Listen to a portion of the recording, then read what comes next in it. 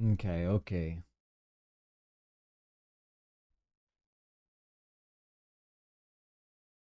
What's going on, everybody? My OBS is not responding right now, so I'm not sure if I'm live yet. I'll give it a minute. All right. Is this thing on? I think it's working now. What's going on, everybody? Dustin with Black and Gold Pressure Washing back again for some more content. I figured I could go live and just say what up to y'all. I just finished my big commercial jobs for the weekend. Really for the month. We had a couple jobs over the past couple months, but over the past couple weekends throughout this month. But we're finally done with those. However, my pressure washer hasn't been going to full throttle. For some reason, I'll put it up to full throttle and it's almost like it's at idle. I was having to work turtle speed the last couple hours today to finish up.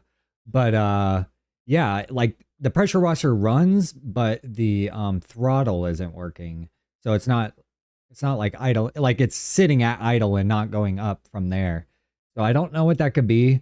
I figure I could pop in here, maybe some let me all know something about it.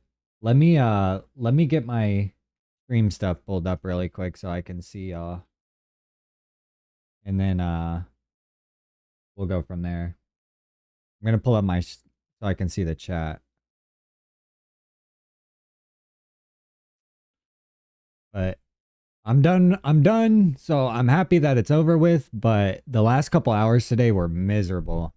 So I definitely got to get this figured out before I do another job, which luckily I've got some time. Give me 1 second to pull up the chat. I thought I had like a stream. What did they call it?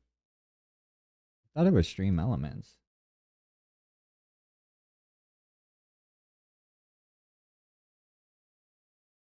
I don't know. Let me just pull up the YouTube chat though, because I can just pull up the chat.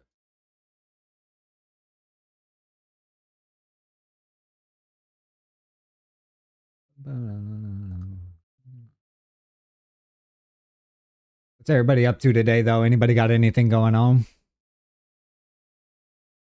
No, it's a Sunday. Some of y'all are chilling, some of y'all working. Okay, so I see the live now. Let me view this in the control room. And then let me get a pop-out chat going. Okay, there we go. I got to get that figured out. I had a Stream Elements overlay that was supposed to allow me to have the chat easier, but for some reason it's not pulling up.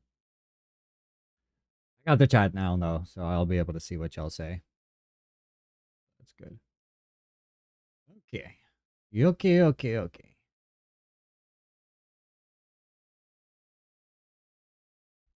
Hopefully y'all can see this now. I've got to figure out what is going on with my pressure washer. Like I said, the throttle is not working, so I don't know if it's a throttle issue. I do need to do an oil change on it. And I've had the battery on it since I've had the pressure washer. So I don't know if it could be like a battery that's going old. You would think that it wouldn't run. I don't know that that would be it. Otherwise, there's just the throttle. Like the issue, I think, is the throttle. But I don't know anything about motors or engines, bro. That's why I need y'all's help. Somebody pop in here. Somebody tell me. Otherwise, I just got to keep Googling it and try and figure out. Won't throttle up. Let's see if it'll come up.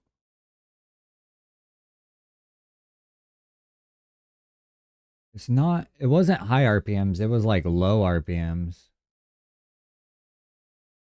Like almost an idle.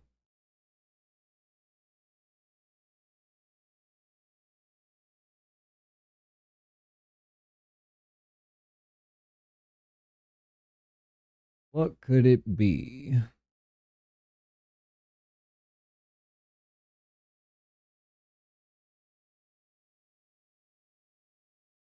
Mm-hmm.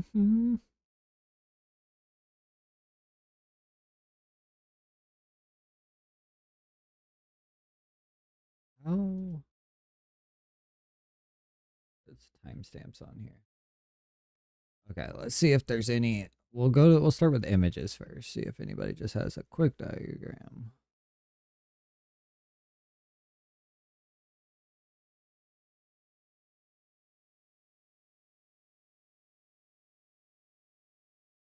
The thing is, it starts. It's just not kicking up. Like I had the throttle all the way up today and it just wasn't.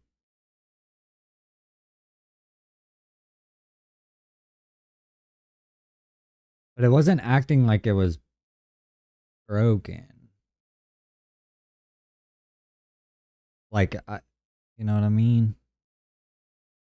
Just trying to see if any of these images look like something simple.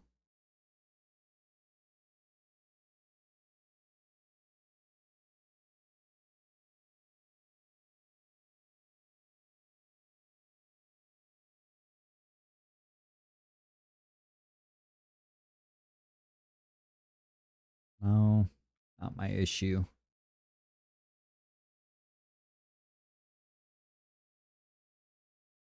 Bum bum bum bum bum bum.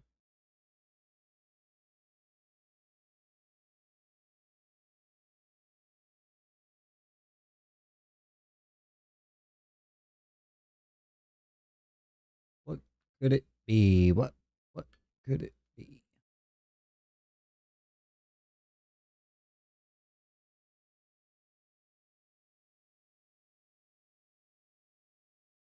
Let's look on YouTube.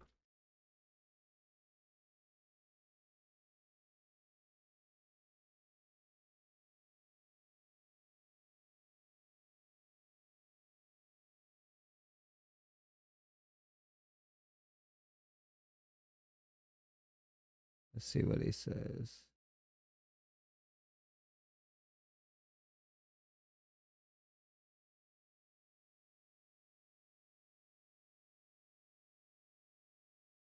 Okay, I'm gonna see what this is.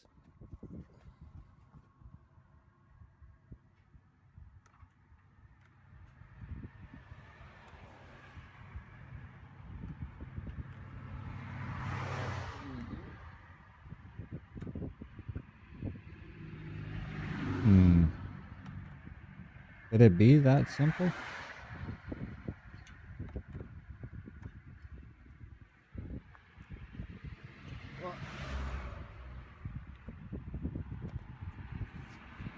He's not saying nothing. Tell me what the issue is, brother.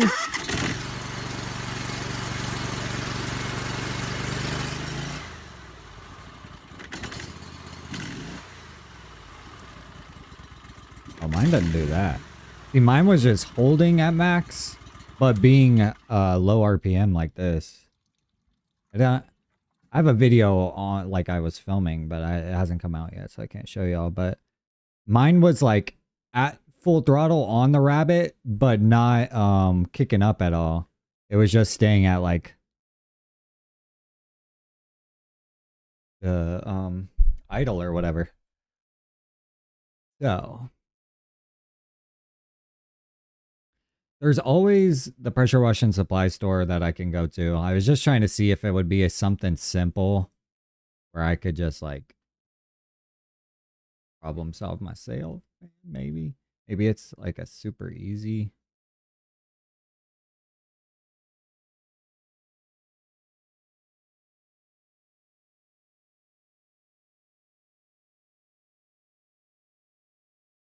Bum bum bum bum bum bum bum. Bum bum bum bum.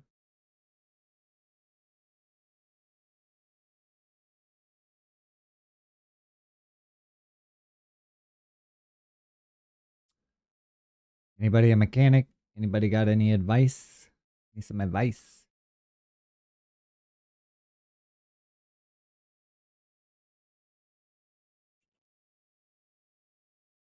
I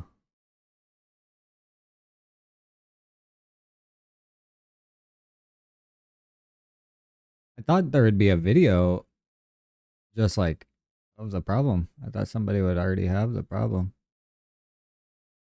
See, it starts up, but it's not.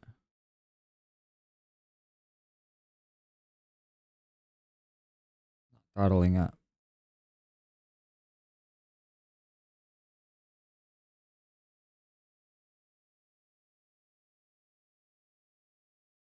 All right, y'all. Rob Anderson with Clean Power Wash. So the beauty of Trouble. This one works just fine. I pull choke.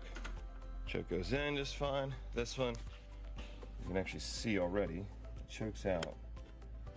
Push it in. Nothing's happening, right? Interesting. So you can see up here. Check my throttle cable first. Make sure it didn't disconnect. The cable can become loose or disconnected and not engage the actual throttle of your machine. Yeah, I think that's what I'm gonna check on. Because it looked like that's what wherever the video was that we were just looking at. Kind of looked like that was the issue. Like this thing, I think.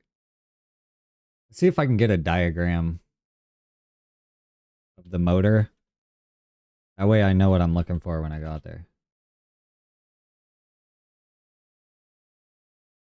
Are the parts labeled? Let's get some parts labeled.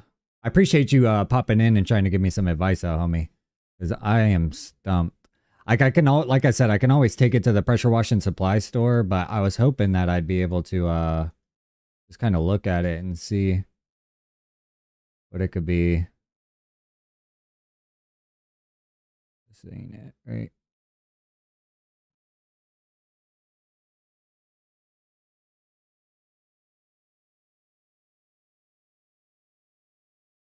Can I get it? What's going on, stranger? Yeah, I just finished up for the weekend, but I was having trouble with my pressure washer today on the job. So I was having trouble with it throttling up, so I'm trying to figure out what that could be. Like it was running at idle, which was luckily enough to power the surface cleaner if I move like so slow, basically. Miserably slow. But because I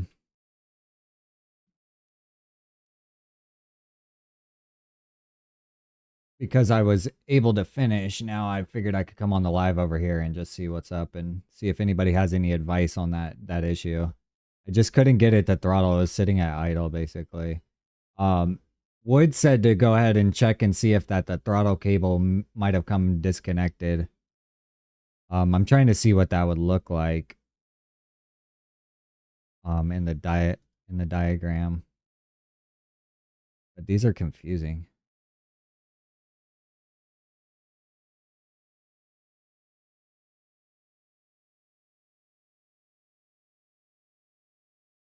Let me see if I just Google GX690 throttle. You settled on a 5.5 gallon minute machine with the 60 gallon buffer tank.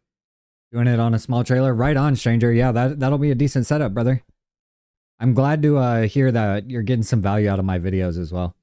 I try and just film the full process, and I've tried to just be more well-rounded with my content. So sometimes I'm popping on the live just to chill. Sometimes I have a topic to talk about, but I'm trying to be more like involved with the channel and stuff, show the behind the scenes and stuff. Because I'm still learning too. Like obviously I'm sitting here trying to figure out what the heck is wrong with my pressure washer. I've never dealt with this issue before. And I'm just trying to seek some advice from some of y'all. Because some of y'all might have dealt with this before. So it looks like Wood said it could be the cable too, which I see this cable listed here, but to start from the lever and work my way back to see if I can diagnose the issue. I just want to see if I can see that. Here we go. Okay, here we go. Here we go. Okay, so which one is the throttle cable?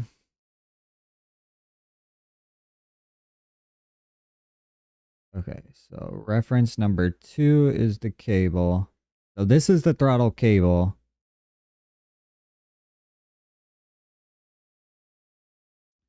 And then I need to figure out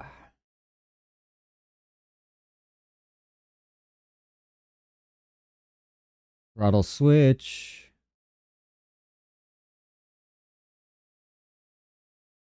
Okay, which one was the throttle switch? Number 14. Okay.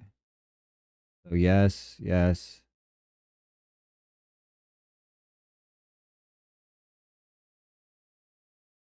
Is 26 a fuse? Could it be a fuse?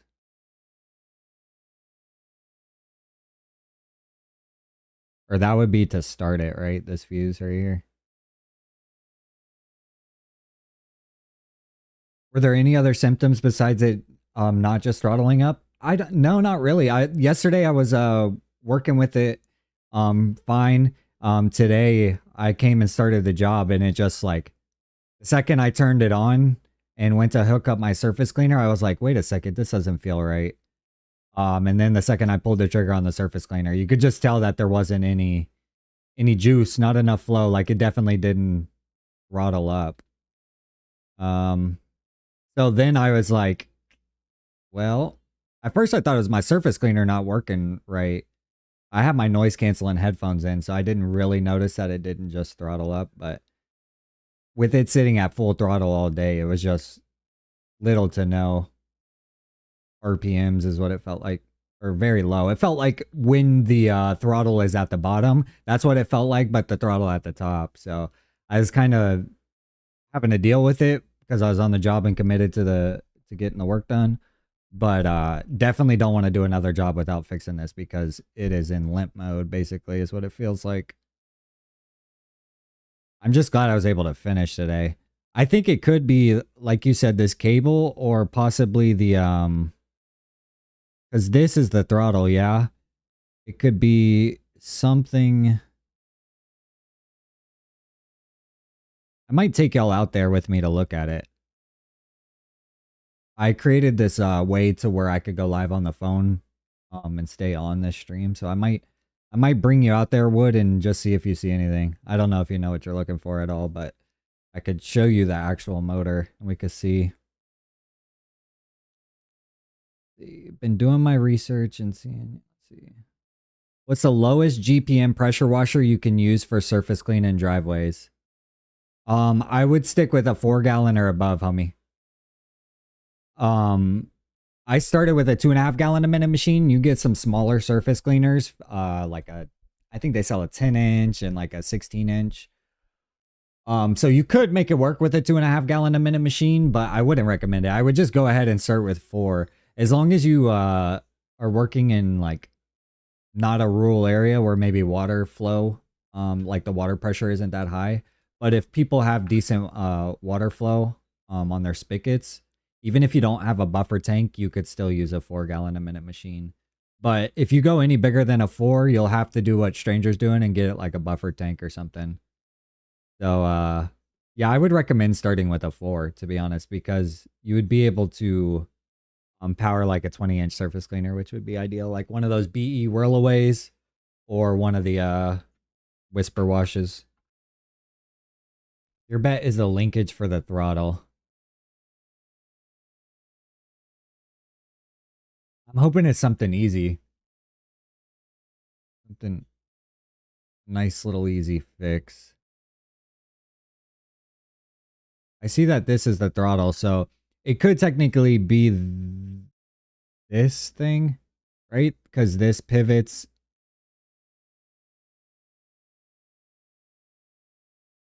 But is there some sort of mechanism in here that it's controlling? Or is that what this is? I'm not good at reading these diagrams at all. The way it's deconstructed has me confused. I think it could be the cable, like you were saying, or it could be something in this area. What was 3? That was a choke cable. Yeah, dude, watching a full job really helps with getting an idea with workflow and not. Yeah, honestly, just built a trailer while I wait for. Heck yeah, brother. What part of Florida are you in, stranger? The watching the full jobs, like, dude, even watching myself back, I realized like where I could and couldn't have been more efficient, or like what I did and didn't forget. So it's even trippy when I'm editing the videos. I'm like, wait a second, I'm learning something here because I did it this way and I should have done it that way, or vice versa. So I could see how like watching the full process helps you kind of understand. especially lets you understand how long something's going to take. So you got a good understanding now of how long like a driveway will take or a roof wash or a house wash, all that stuff. So I could see that the long form videos could be beneficial. I know my videos are really long, and like YouTube's kind of told me like that basically if I did shorter videos, I would have a higher like likelihood of the algorithm picking me up because my videos are so long. It's such a select audience that they even bother showing them to.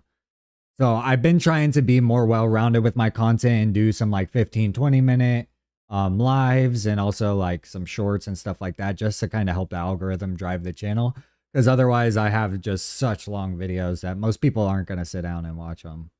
But if it's somebody like you or somebody that's like looking to start their own business, that's basically who my audience is right now.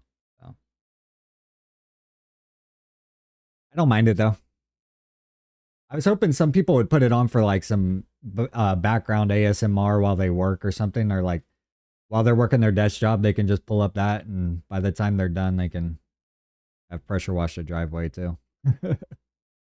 My problem mostly with my videos right now is the fact that the audio is so loud when I'm actually pressure washing that like nothing that I'm saying like vocally comes out clearly in the videos. It's just like loud.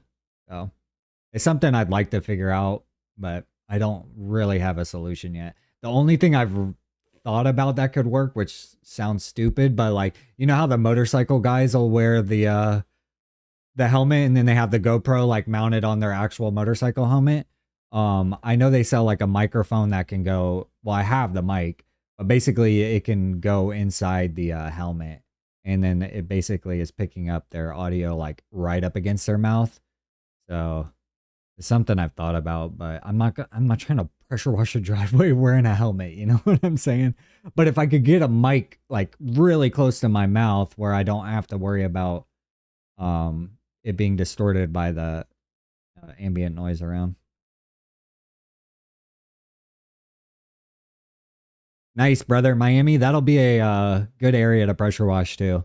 Anywhere in Florida is pretty good, but the major metropolises, you'll definitely get some business, you know what I'm saying? I live in Orlando and it's nice here. I need to draw up more business though, I'm not gonna lie. Most of my business right now is just commercial clients, and I need to get some more residential clients under my belt, like individual residential clients. I mostly work for property management companies. I want to branch out and have like a broader audience, I guess I would say. Or customer clientele. Nice, stranger. Yeah, I'm hoping that YouTube will slowly pick me up for like ASMR, just like full process. Put this on while you're working type stuff, because we put on the TV for our dog when we leave, and there's like 12-hour live streams. Basically, they're like looped videos that are like 12 hours plus. I was hoping like one of these points I want to create like a 12-hour commercial job, because most of my commercial jobs are broken up into multiple parts. But I do want to put out like one 12-hour video, which is the max that YouTube will let you do. But I want to put it as like, put this on while you go to sleep. You know what I'm saying? Something like that. Oh, nice. What's going on, MCP? Yeah, your Briggs and Stratton 4.5 gallon minute should work for sure. The if you go to my Amazon storefront, I'll show you all how to do that real quick. If you go to YouTube and then go to my channel and go to my Amazon storefront right here, you can see under the pressure washing tab that I have, the BE Whirl Away surface cleaner right here is a really good surface cleaner. I would recommend starting out. If you have the money, there's another surface cleaner I would recommend to you, but this is a really good starting surface cleaner. I still have this, still use it as backup, and 4.5 gallons a minute will power it. Because we did a don't know if it'll say it on here. See more product details. Maybe it'll say it over here. In the details of the actual surface cleaner, it says that it'll use a whatchamacallit, 4.5 gallons. And they also sell like smaller ones. Like this 14-inch might work with a smaller pressure washer. You got the 16-inch whirl away? Heck yeah, brother. Yeah, this is what I started with back in 2019. I think I started with the 20-inch, and I made the mistake of I had a 2.5 gallon a minute pressure washer. So I just was naive. You know what I'm saying? Didn't do my research and all that stuff. And basically bought a surface cleaner before I bought a pressure washer, and the surface cleaner couldn't be powered by the pressure washer. So unfortunately, I had to like downsize surface cleaners until I could save up enough to just upgrade to a full pressure washing system, so I could use my surface cleaner. And then I had that surface cleaner for like a year or so, and then I upgraded to the Whisper Wash. I was trying to see if I could see in the product details for you, if it showed the minimum GPMs. But I know it's 4. Just take my word on it, Ami.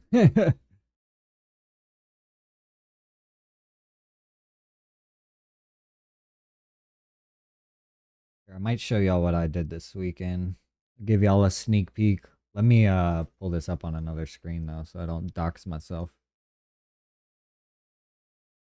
I'll show y'all what job I was working on this weekend. If anybody caught my lives while I was at lunch, you would be able to see it. But I didn't. The video hasn't come out yet, obviously.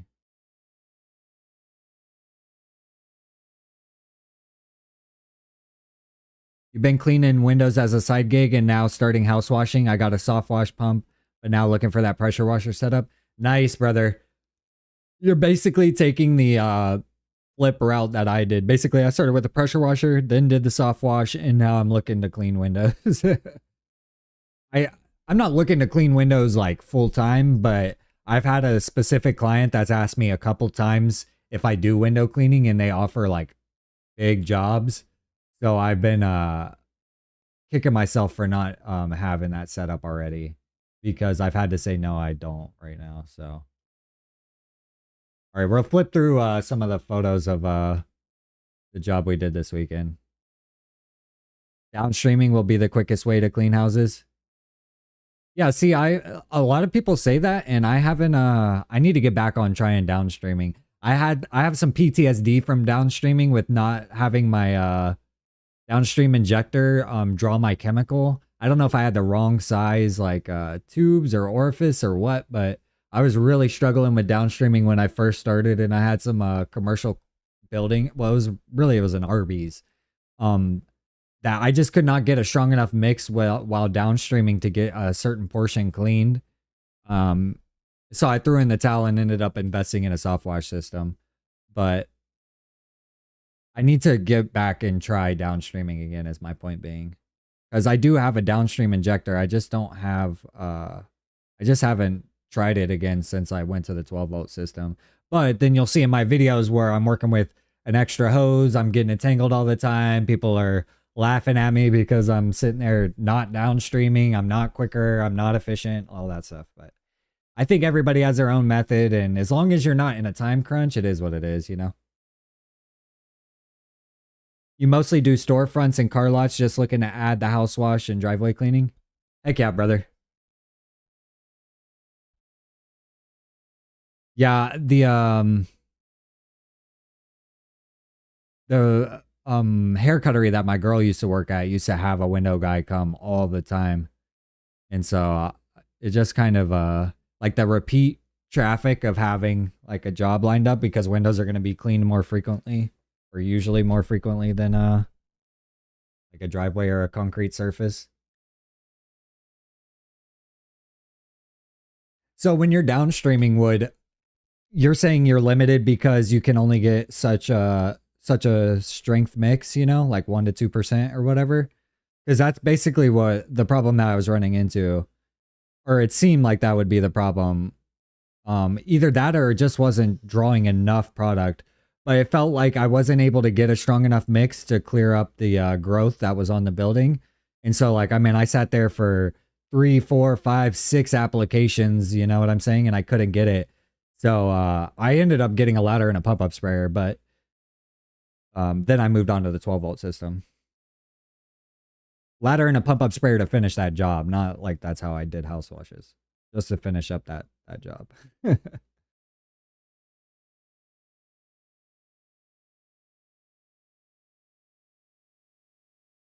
Do you have or have thought about a Discord? You know what? That's a really good idea, stranger. I haven't thought about one, but I should hop on that, shouldn't I? I should have a Discord so we can all just chit chat and all that and kind of troubleshoot our issues. Like, this would have been a good time to have a Discord for me personally, because I would have been able to just pop in the Discord while I was on the job and be like, what the heck is going on? Anybody dealt with this throttle issue before, you know? And then I could at least add some people to bounce back and forth with. So I think I will start a Discord, homie. That's a really good idea. Might as well now that the audience is starting to build up. I think we just hit 2.5k subs yesterday on the channel, so we're slowly growing. I think we grow about 200 to 300 subscribers a month right now, so I'll take it. Steady growth, you know what I'm saying?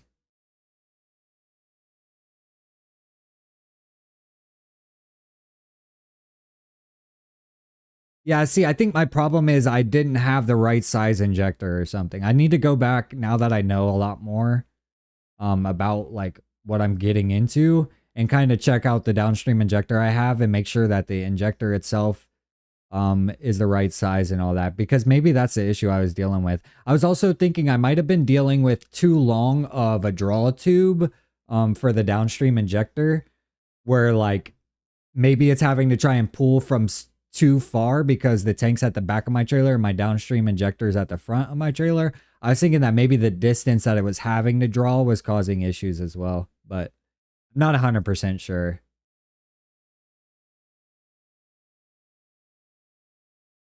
Yeah, I definitely want to try and get back into it. I don't do too many house washes, but I definitely want to check back into it. The Flow Pro, yeah, that's something I definitely want to budget for. I've had so much car issues the past year between my girl and my like vehicle that like all my money that I wanted to spend on upgrades, I was trying to get a bigger surface cleaner before we did this job that you see on screen. And also I was trying to get like a Flow Pro or something to where I could cut product off, you know, but my expenses just went out the roof this past 6 months. So I'm trying to dial it back in and be able to budget for some of these upgrades. I've also been in talks with some bigger brand pressure wash and supply stores to be like an affiliate. So I'm hoping that I'll be able to leverage that, because they told me they would be able to offer me a discount on some of the products as well. So I'm hoping that that Flow Pro would be included in there, because they were talking about a decent discount. They were going to give me a promo code for 10% off for y'all. And then I was going to be able to make 10% commission. So like full transparency, like Amazon and the storefront, like you get about 3 to 4% commission, which I mean, it's better than 0. You know what I'm saying? But it definitely would be nice to have a higher commission rate, especially because the products that I would be pushing are definitely more pressure washing like oriented.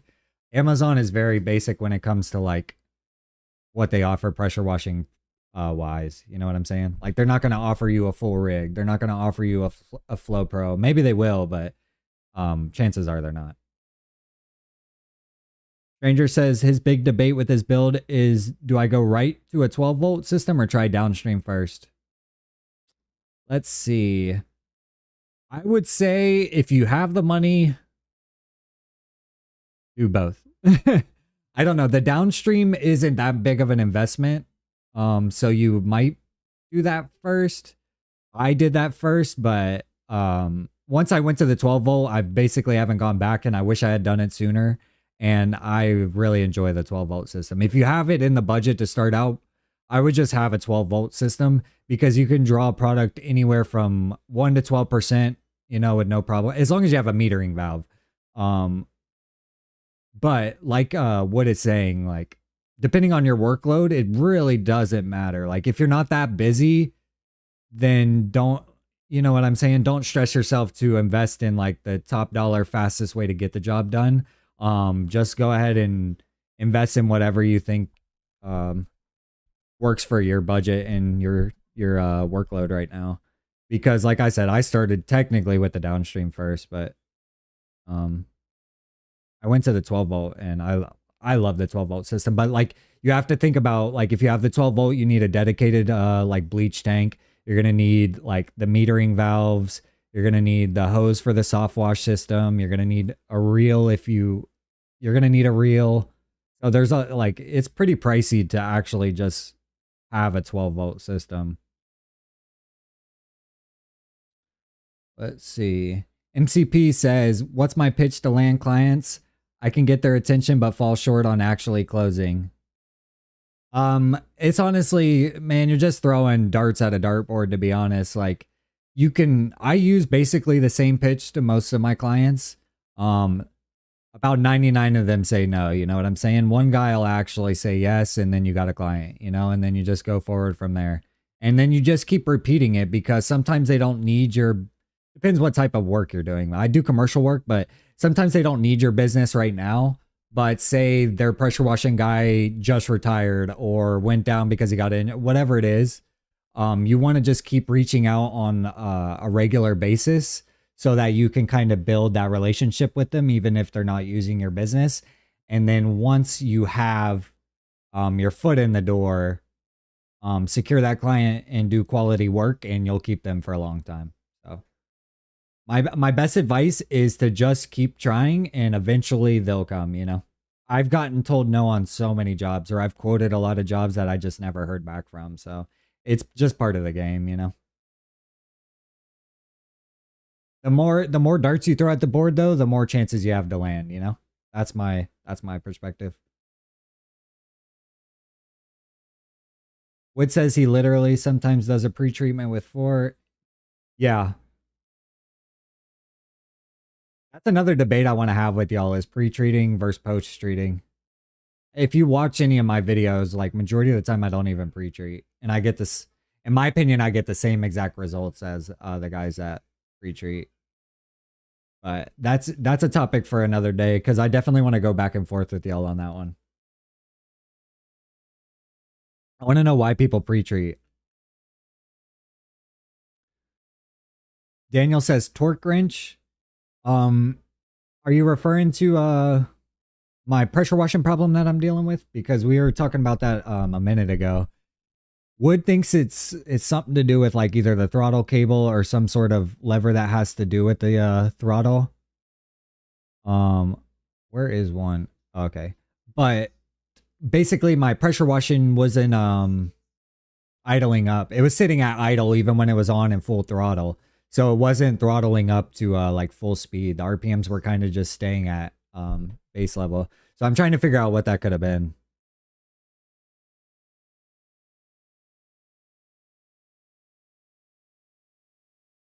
Good batch mix. See, I still batch mix my soap into my my bleach tank.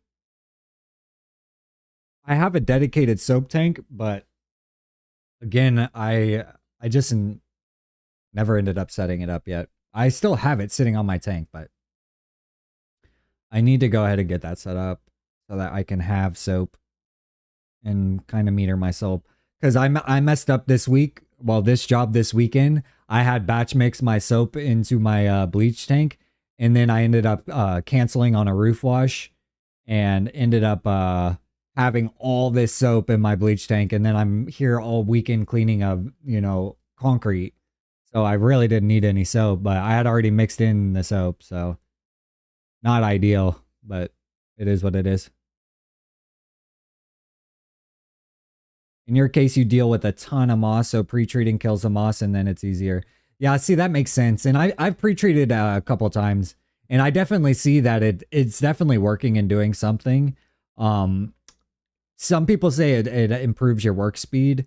And I could see that as well. Like you said earlier with like workload, because I'm not crammed for time daily. Um, I don't have to be as efficient as some of y'all do.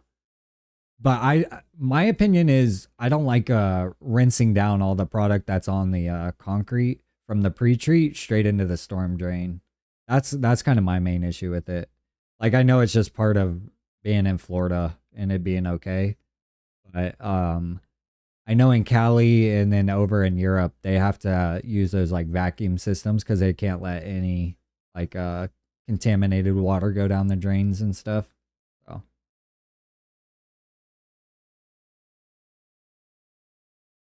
yeah, yeah, basically, unless it's like black, I really never pre-treat. But I can see where sometimes pre-treating does help because I've had times where like I'm done cleaning and it almost looks like you didn't even run over it with the surface cleaner because um yeah, you know what I mean? Basically, the surface cleaner ain't doing no work and the bleach is doing all the work. Daniel W says, "What's the budget for a new setup? It's time." I don't know, brother. How crazy you trying to get? Let's look at some setups.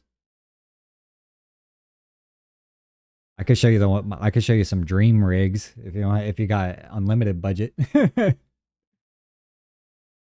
um but you can get some decent setups for not too expensive. I do like this Midwest company, this Midwest washing equipment. They make some good setups. It depends. Are you looking for a skid or a trailer, brother? Because they do both, but I like their setups. They're pretty clean. Um, but yeah, I've got some dream rigs I could show y'all too, but I just don't have any. I don't do enough business yet to need one. You know what I'm saying? Obviously, I do want one though. Let's see a dream rig. Let me think of the company's name. I think it's Hilo Solutions. Look at this thing, brother. Hold on. One, you ride the surface cleaner. How about that? So you don't even got to push it no more. You sit on it. But to be able to power a surface cleaner this big, you need a serious setup. So I'll show you what the setup looks like. Look at this thing, man. Let me mute the video so it's not too loud. So basically it looks like you would park that surface cleaner thing up on here.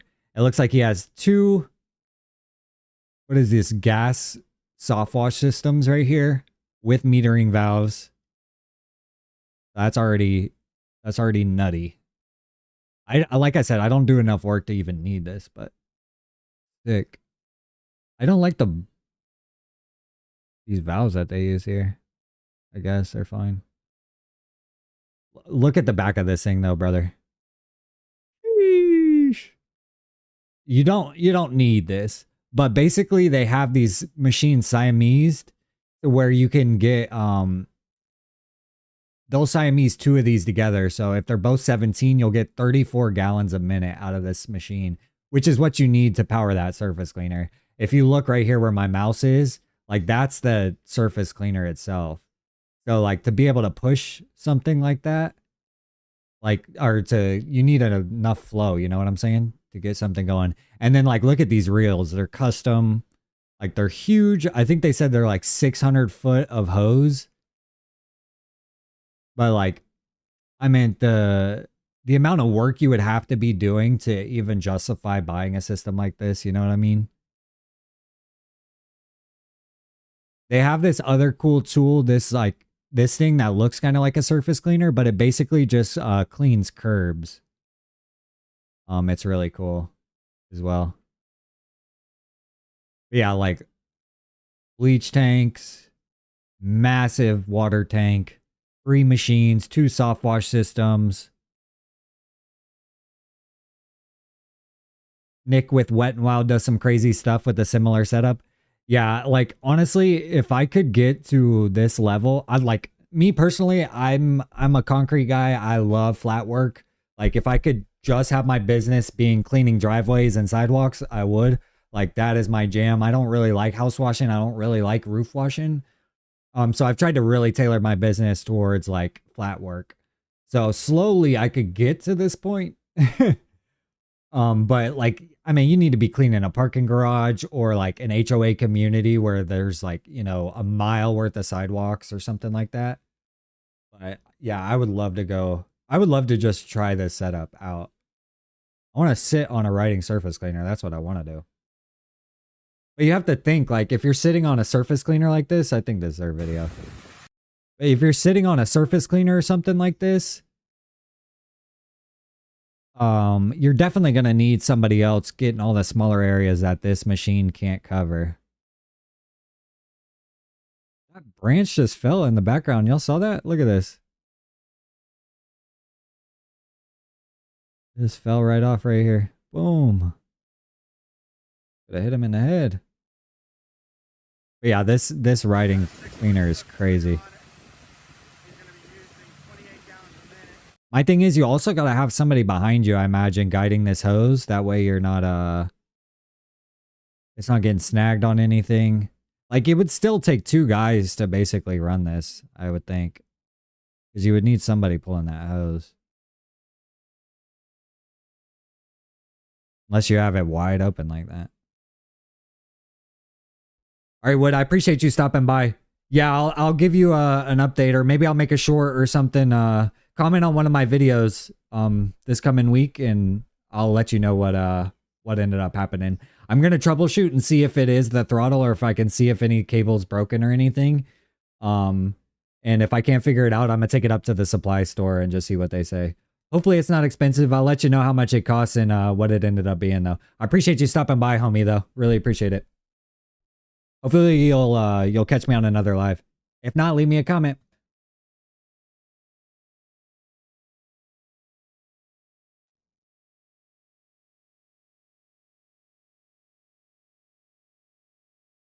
Let's see. How do I get back to showing y'all what that was? I want to see how much it costs so we can, let's budget for it, Daniel. I don't know if you're still in here, brother, but okay, so the curb cleaner, they sell the whole thing. I could just tell you in 1 second. Just the curb cleaner is freaking $4,500. My question is,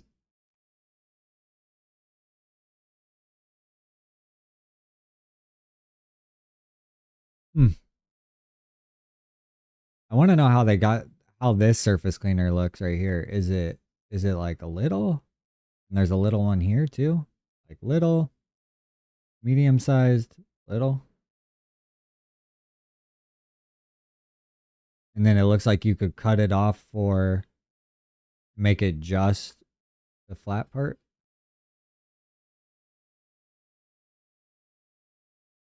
Interesting.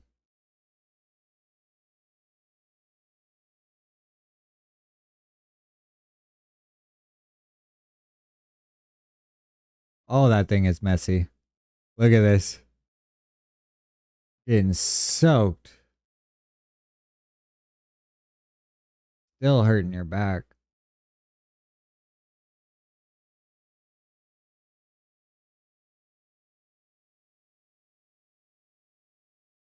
Eesh. I don't know. I don't know if it's worth it. But you don't need that part of the system. Let's look at the let's look at how much their setup is. Because I think the Beast, which was this one, all in. See, just a surface cleaner is 20 grand. You can go 5 foot, 6 foot.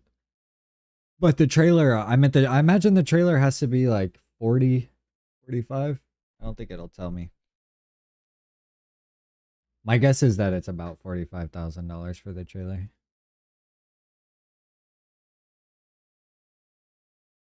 Honestly, it might even be more than that. They have three 17-gallon minute machines.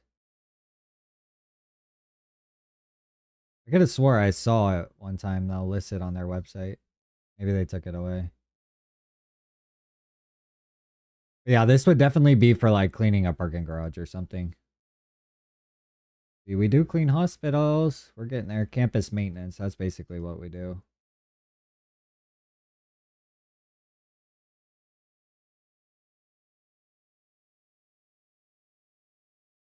See, I'm thinking about like pivoting how I reach out to clients and kind of highlighting the fact that we offer, large campus maintenance. Just to make it clear. I like the way they say that.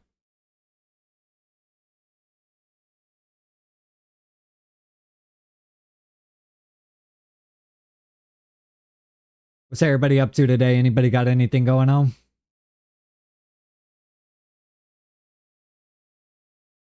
Pull up the live over here. See what's up. Hard for me to tell when there's people in here.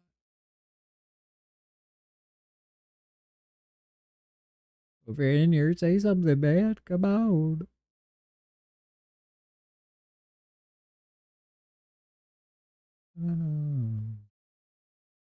Keep this right here. Nice. Okay, I got it now. Daniel says he bought a Hotzi 800 series at a garage sale for $2,500. You pressure wash dumpsters mainly for school districts. Nice, man. Yeah, that's a good gig. Yeah, I've actually wanted to get in with the school system somehow to clean their schools during the summer. Something I would want to look into. I've honestly never used a hot water unit. I don't know if that one that you're saying is a hot water unit or not, but see what it looks like. Oh yeah. Yeah, see, I've wanted one of these push ones, to be honest, because I don't do enough flat or like hot water work to like justify like having a full setup or something, but I don't know.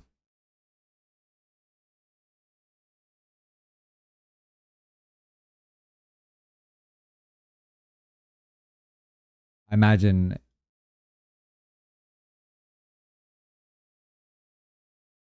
you can make some decent money having a hot water setup though, because I was thinking it opens you up to like gas stations, and I've been wanting to reach out to like Advanced Auto Parts and AutoZones, any of those like places, Meineke, all those where they have like people pulling up with their cars dripping oil and stuff.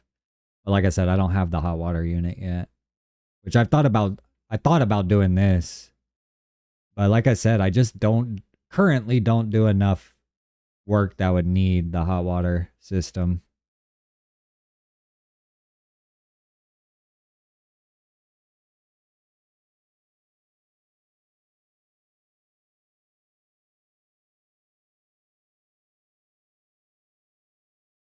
Oh yeah, I bet.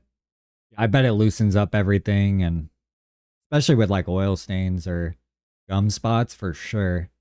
I've tried cleaning gum spots with a cold water unit, and just no, don't do nothing.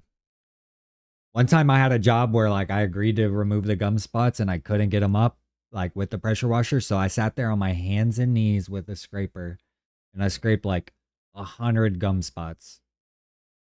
But like sometimes you say yes to a job and then don't fully understand what it all entails, and you kind of just got to do it however you can get it done. Still got decent results, but definitely obviously not ideal scenario. Like the client was happy, but I definitely could have it could have been easier on me. Yeah, see, I can't, my throttle all the way up ain't working like that. It could be. I think what I'll do is I'll check what that wood guy was saying about the throttle cable and stuff and see if I notice anything. If it's an obvious thing, then that would be better, because then maybe I could actually replace it or make a live trying to fix it or whatever. But if it's something that I don't think I capable of or can't figure out. Luckily, we have a pressure wash and supply store here that I'm in cahoots with that will help me out. $8,500 for these units. Crazy. This is the same brand of pressure washer that I have.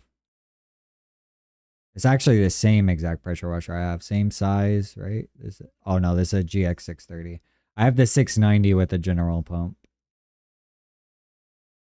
You've done some government jobs also, military equipment. Wow, yeah. Yeah, I've also thought about like the fleet wash stuff, or like somehow it's one step at a time, you know what I'm saying? Because everything ends up being like you need a new piece of equipment to be able to perform that style of work. But yeah, I definitely want to get more into the return business, like return work. Cleaning like driveways and houses and all that, like depending on who the homeowner is or how much they care about the exterior of their homes, like sometimes it's every year, sometimes it's 2 years, sometimes it's 4 years, you know? So it's like it's hard to build a business around the unreliability of having somebody decide when and when they don't want to get something cleaned. At least with the like I do work for property management companies. At least they're pretty strict about when they do get things done and when they don't get things done. So at least it's on a yearly basis majority of the time. But I mean, some jobs you like you're saying with the government jobs or equipment cleaning or like fast food restaurants, and you're getting like, you know, quarterly cleanings or something like that. So multiple of the same job within the same, you know, year. So it's definitely worth looking into more.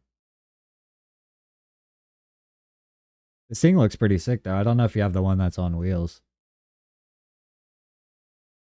Or this ain't even it. This was it. Oh no, that ain't even it. There it is. Yeah, I've seen these before. There's a hot seat here in Orlando. I think they do rentals. So I should have. That's what I should have done when I had that gum spot job, is go and rent one of these. I didn't know they rented them at the time. That was a couple years ago.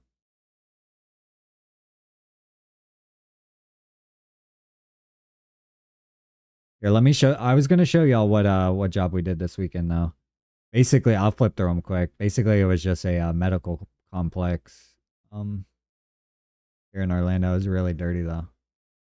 It's honestly, it wasn't as dirty as it's been before. I've been cleaning this place for 4 years now.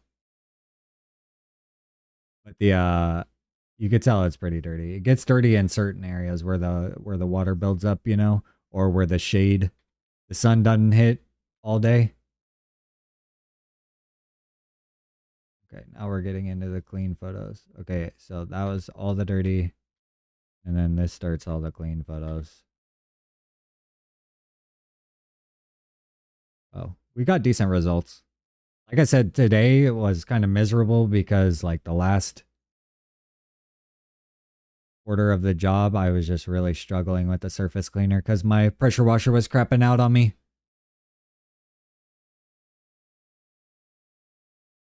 But yeah, we were able to get good results. And we've already got the invoice and the like this. I do a Google Drive with a photo album with all the photos dropped in it so that my client can see all the photos and not just like when you email on Google, you can only get a couple photos attached.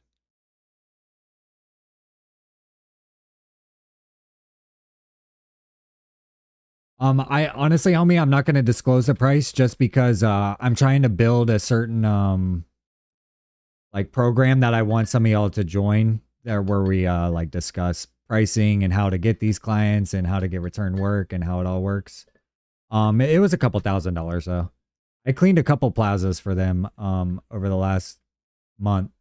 Those videos haven't dropped yet. I'm a couple weeks behind on my backload of videos, but they should be coming out at some point, and they'll go under my commercial series playlist that I have. If you're interested in any of my other commercial jobs, I have on my channel somewhere. right here. If you go to playlists and then check out, I need to put them all in one. Oh, maybe they're in this. I have this plaza that I cleaned for them a couple months ago, and then same with these commercial jobs right here. So if you ever want to see any of the commercial work, I filmed it. But when it comes to like the pricing and like how I obtain the clients, I'm trying to figure out a way to package that into some sort of value for y'all, whether it's a Discord or a membership on the YouTube and stuff, so that we're able to further discuss like stuff like that. Otherwise, I'd just be giving y'all my prices, you know what I mean? The worst accident I've had or seen from pressure washing, fingers crossed, I haven't really had, like, I've, cut myself and stuff with like just random things, but not, I haven't had any bad injuries, thankfully. Fingers crossed. Um, that's honestly why I like to try and stay away from roofs if I could. My girl tries to come on every roof job that I do because she doesn't like me doing the roofs, especially the 2-story roofs. So the more flat work I can do, the more straightforward it is. I've had like my hose bust, but it was by it wasn't like near me. It just got like snagged and got a hole in it. But I try and be as safe as possible, I don't really wear, like, I wear boots, I don't wear sandals. I know some people wear sandals and stuff, but like I could see you really hurting your hands with the like ball valve if you crank it to like throttle it to be able to rinse and stuff. I could see that, like, if your finger was in the way or something, you could hurt yourself. I've tried taking like attachments off without like shutting off the water, basically. You have to like turn your ball valve off to change an attachment. When I was first starting out, I was just clueless. And I kind of like tried forcing like attachments off. And that could have been really bad. But you live in your lane. OSHA has entered the chat, yeah.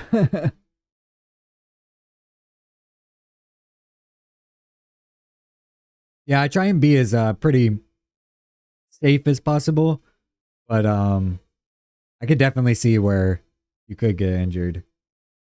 But I think as long as you're doing things the right way, you can avoid majority of the mishaps and the accidents. I think a lot of it comes from people who just aren't trained with the equipment properly, or know like exactly how bad or how powerful some certain things are. You know what I'm saying? Like high pressure water isn't anything to play with.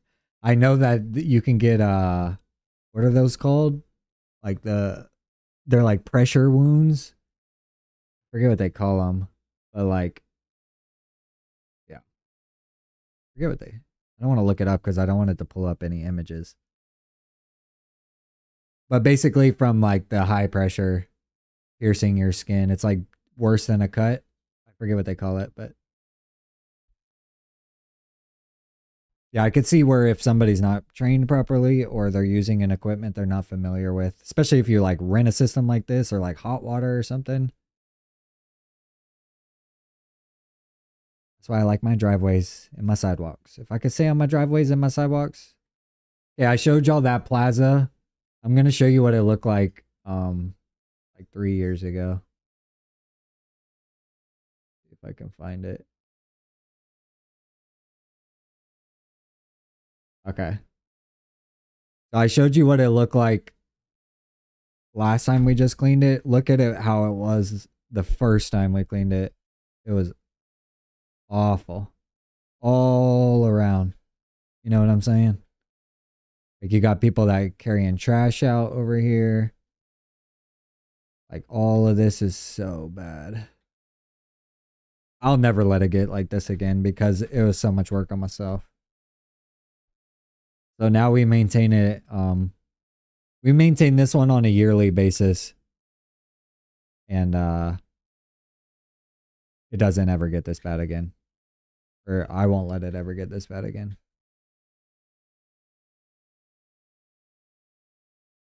But yeah, like here, let me pull up the other. I'm gonna pull up comparison photos of how dirty was versus the time we cleaned it before.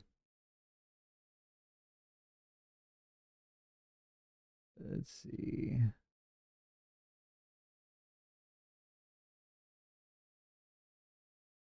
This image.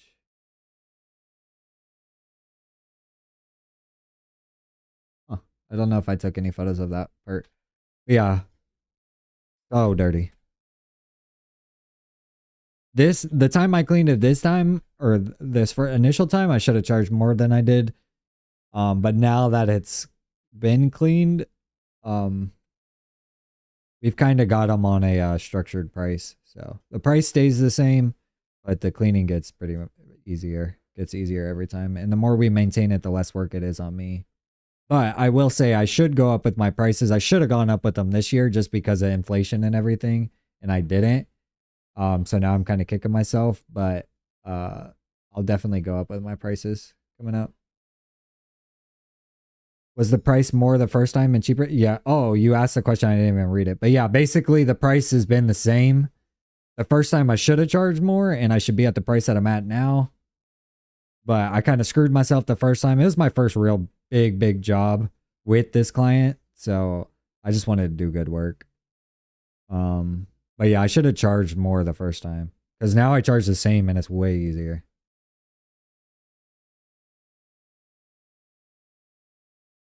What do I like about Porsche? I wish y'all could see my other screen so you could see the one I actually like. I like, I don't know, it's always been my mom's dream car, so I think I have some affinity because of that.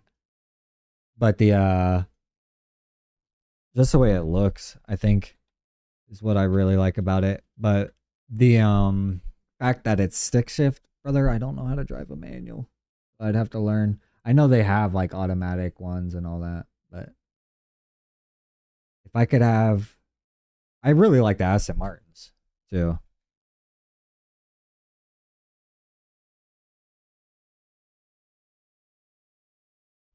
I can't afford these though. You know what I'm saying? Not this year at least. Like a 2019 is 250 grand right now.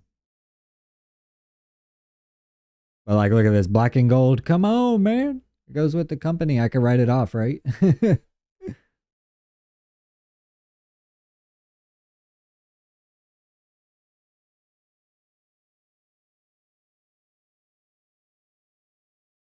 my OBS go? Okay, there we go. Do you have a what's your dream car, homie?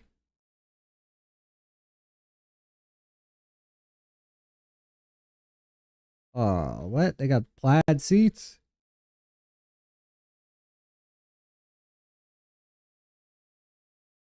It's a nasty car though.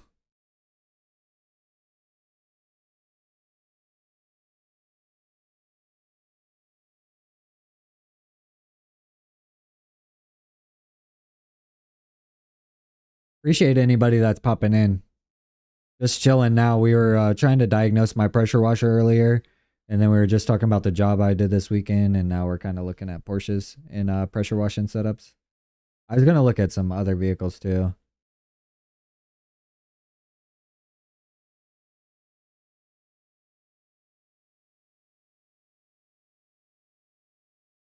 You said you looked at a GT3. Yeah, the GT3s. Well, just like, yeah, yeah, exactly. They're just so nice, man.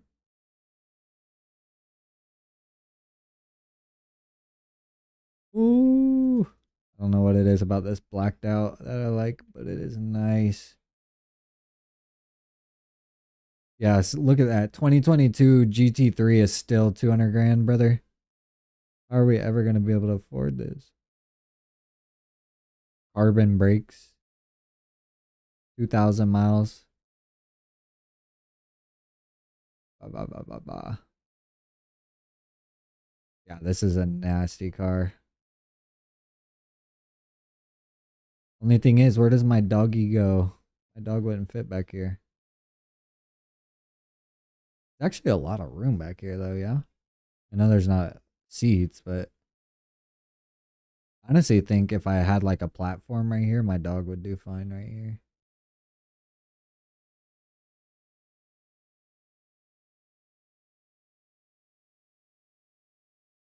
Yeah, this car is nasty.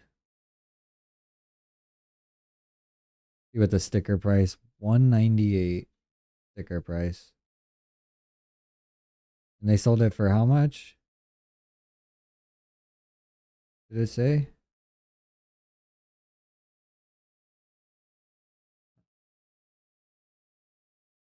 I love this color car right here. If I had to choose a color, the chalk gray is my go-to. I do that on a truck too. I've been looking at trucks for the business recently. In my videos, you'll see I tow with an Explorer. I bought that when I upgraded from the TL back in the day. I was pulling my pressure washer out of an Acura TL for the longest. Then I got the Explorer, and the Explorer let me get a trailer. Then the trailer and the Explorer, like, they work, but obviously it'd be nicer to be able to tow with something with more capability. So that's where I'm at right now. And my girl's car just crapped out on her. So I've been thinking about giving her the Explorer and then getting a truck for the business. I don't know. I just gotta float some ideas around and stuff and try and figure out what exactly is the best option right now. Ideally, we don't have car payments right now, so ideally we could stay without having car payments, you know. This is so ridiculous. How am I ever gonna afford this, man?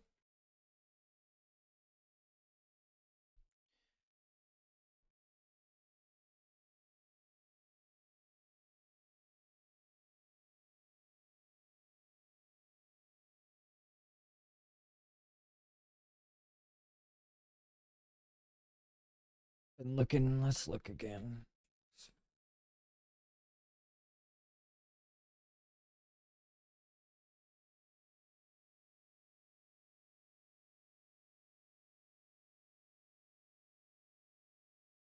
Oh, what?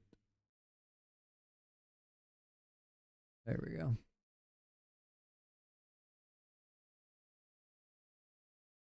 Where does it tell me my... Okay, there we go. Now I can see y'all.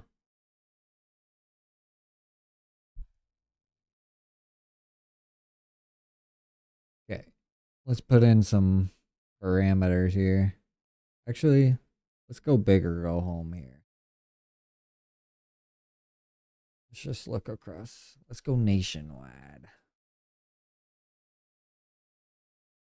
Yeah, I don't need it. And let's do... Can I do unlimited? There we go. Okay, so we don't want it older than 2020.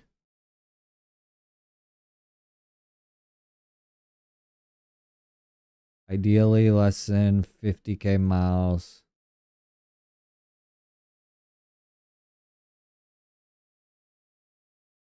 What other qualifications do we need?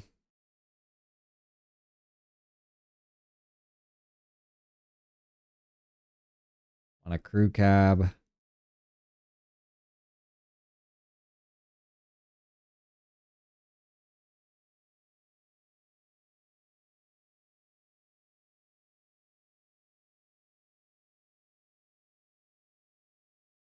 Any other features we need? About a sunroof. And leather seats, because I'm a spoiled little boy. The Explorer has leather seats and a sunroof, and I don't use the sunroof that much, but I'm just a sucker for leather seats. Not a big fan of cloth. Beggars can't be choosers. Okay, any other system that we like?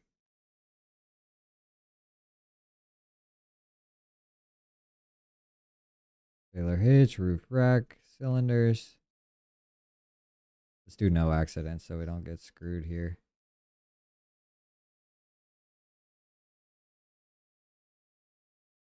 I don't want to get too picky with that. Truck bed length. What are we thinking? Gas or diesel? Anybody got an opinion?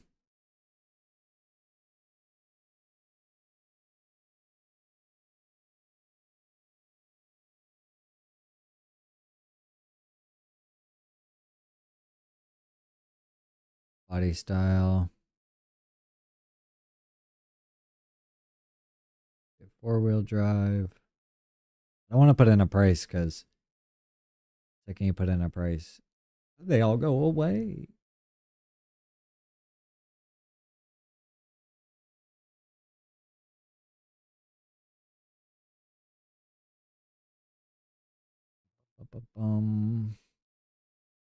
So let's sort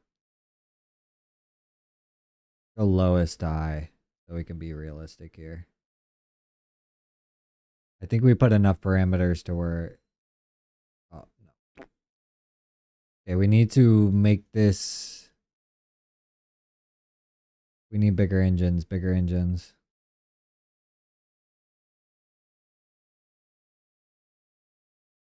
Okay.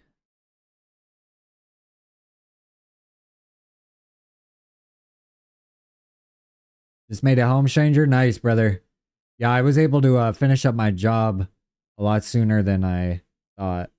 Well, like today sucked, but I was still home by like 3 o'clock or something like that. So the other plaza that I did last weekend, I worked till like 7:30. So the fact that I was able to be done today, I know the feeling, brother. I came home, I took a shower. Now I'm drinking a coffee so that I don't pass out because I was probably gonna take a nap otherwise. My girl is at a audition right now for Legally Blonde. So she's not home right now. She's auditioning.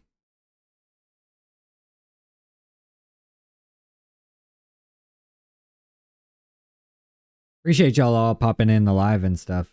I'm gonna try and just start going live. Like I need to get out of my own head about like having to worry about what I'm talking about and being on topic. Like what I enjoy the most is just sitting here and chatting with y'all. So the more that we can do that and bounce ideas and stuff, I wanna keep doing that. You work 2 extra shifts this weekend? Dang, brother. Make that money. Yeah, I had to work yesterday and today. Yesterday I worked 7 a.m. to about 3:30. I called it. I was gonna be so tired and sore if I didn't call it at 3:30. I was gonna try and just work till sunset yesterday, which I thought I might be able to finish the job, but I didn't. I didn't want to kill myself if I wasn't gonna finish because I knew I'd have to come back out tomorrow or today technically, and I would have killed myself if I worked all the way till 7:30. I would have had less to do today, but my body would have been hurting. Hopefully you can pick up your machine this week. Let's go, brother. Yeah, hey, if you ever go to buy anything, use my Amazon store link. And I'm telling you, I'm trying to get in with this pressure washing supply store so that I'll be able to provide y'all with a affiliate link. So you'll be able to get 10% off anything in their any products in their store, and then also it'll give me 10% commission. So it's a win-win for both of us, you know what I'm saying? Z says he's starting his pressure washing business next month. I've been a big inspo. I'm changing lives. Dang, brother, I really appreciate that comment. Means a lot, homie. Yeah, hopefully y'all watching me or learning from me or just enjoying the videos and the lives and everything that I've been doing with the channel helps you in some way. If there's any content or something that you think that you would like to see that I haven't shown yet, let me know because I'm trying to slowly add more and more elements to the stream or to the channel other than just like full process videos. So you giving me feedback and letting me know that I'm changing lives and inspiring you, brother, I really appreciate it, dude. Means a lot. Ranger says you got a bunch of stuff on from my Amazon. Let's go. Yeah, maybe you're the guy that purchased all that stuff then, homie. Because I was checking my Amazon storefront or whatever. I can tell. I think I sold like 20 items already. So I've had the Amazon store for less than a month, so that's not too bad. And it's all the basics. It's literally I went through my order history on Amazon and kind of just tried to pick the parts and pieces that I found that worked for me. And then I need to do a better video highlighting those products and why I like them and stuff. The video that I made is just a quick like 4-minute tour of the store. I need to like actually make a sit down video with it. But yeah, all the stuff on there I've used before or currently use, you know.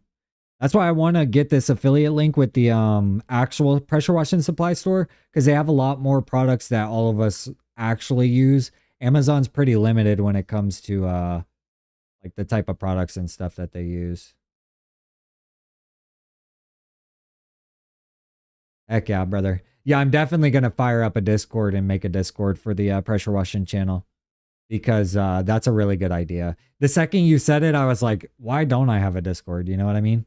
I have one for my gaming channel. Not I don't even really stream on the gaming channel, you know, but I have one for them. So I need to go ahead and make one for this channel because there could actually be useful information. You know what I mean? Especially today, like when I was having that throttle issue.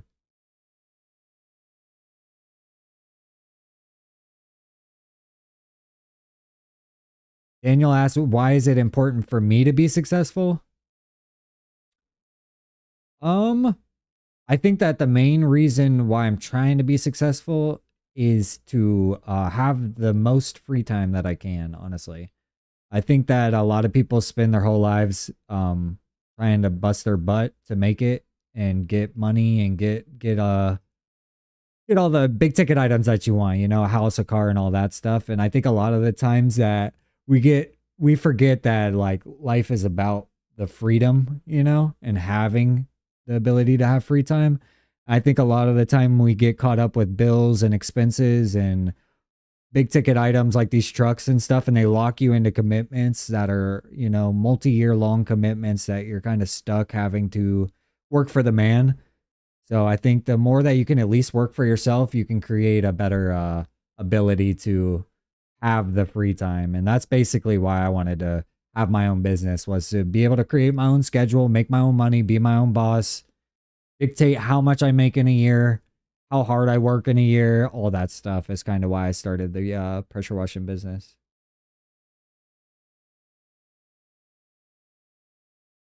Mostly the free time though.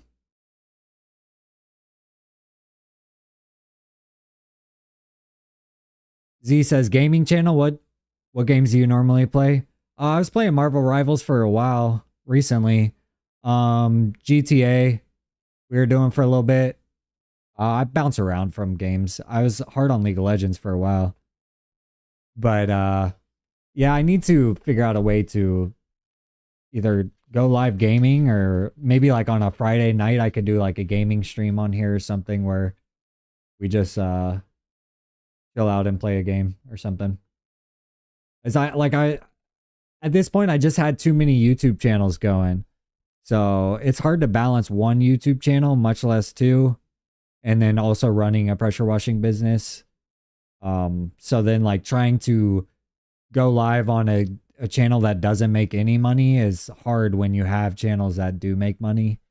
So I had to put the gaming one on the back burner for a while, but I figure maybe I can eventually pivot into having at least that element on my channel somehow.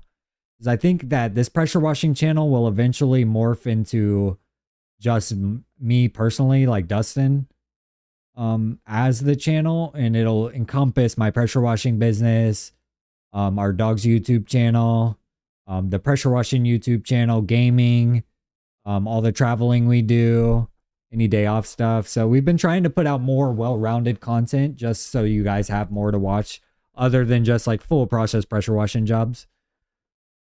So hopefully you guys enjoy that type of content, and hopefully you guys will be pretty receptive to me expanding beyond just like pressure washing, you know? Like I said, I pressure wash because I want to create free time and have a life, and be my own boss. I don't pressure wash because I love pressure washing, you know what I mean? Like I didn't ever see myself being a pressure washer and didn't really plan on it, but I've kind of fallen into it and this is where I'm at. But you know what I'm saying? Like when I die and it's on my tombstone, I don't want it to say pressure washer, you know?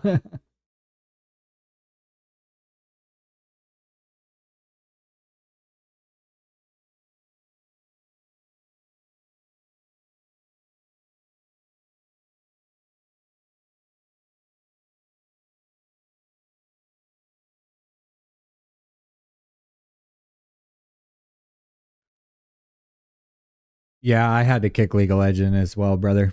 It is it's time consuming. I don't know if you were playing ranked, but I was playing a lot of ranked and it takes a lot of effort to climb just to fall back down so easy, you know? And I was spending too much time playing League and I had too many other things I needed to do. Like I could be doing a lot more with the social media on all of our channels. But it's just a lot of work. So my girl is actually leaving her job to help with the channels because running social media accounts is a lot of work, believe it or not. Trying to stay consistent with posting on multiple platforms with multiple channels is just like a full-time job in itself.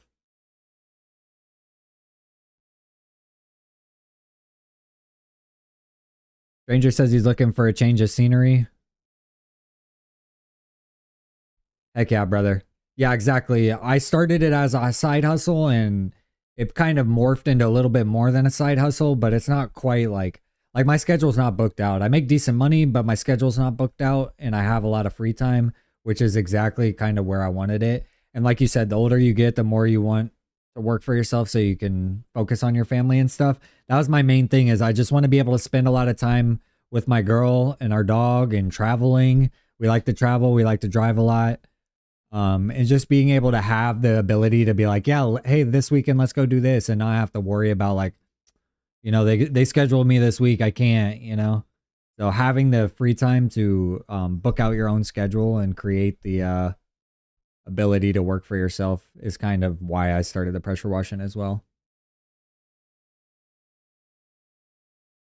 But I will say it would be nice to have like consistent income. And with the pressure washing, you're kind of like this throughout the seasons, you know? So there's a lot of like having to float money certain times of the year and then being swamped other times of the year, you know?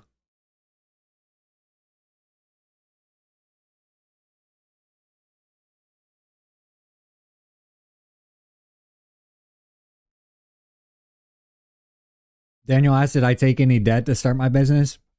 Um, the only debt I really took was like a business credit card. I think my business credit card was like a $4,000 limit, and the pressure washer was like it ended up being like 39.86 after tax. So I had just enough room on that pressure washer. Otherwise, everything else I just saved and bought. I bought it like little by little too. Well, like I bought the trailer first, and then I was mapping out my game plan and trying to figure out what layout and what system and all that. And then I bought the pressure washer and everything that encompassed that. And then about 6 months later, I bought the soft wash system. So I had already bought the hose reel and the hose for the soft wash system, but I didn't have the manifold and I didn't have the vertical tank and I didn't have like that type of stuff for it. But I had everything else. It's hard to make without going into debt. It's hard to buy anything when it comes to this stuff because it's all so expensive, you know. So, my opinion is if you have to go into debt to start it, as long as you have faith in yourself and where you want to go with it and your ability to work hard, like don't be afraid to invest in yourself, you know. Because I had to spend student loans to go to college, you know what I mean? But like as long as you look at it as an investment in yourself, you're definitely it's okay to go into debt. I think some people are so scared to take on debt. And it depends on your financial situation, but like debt isn't scary if you know how to manage it.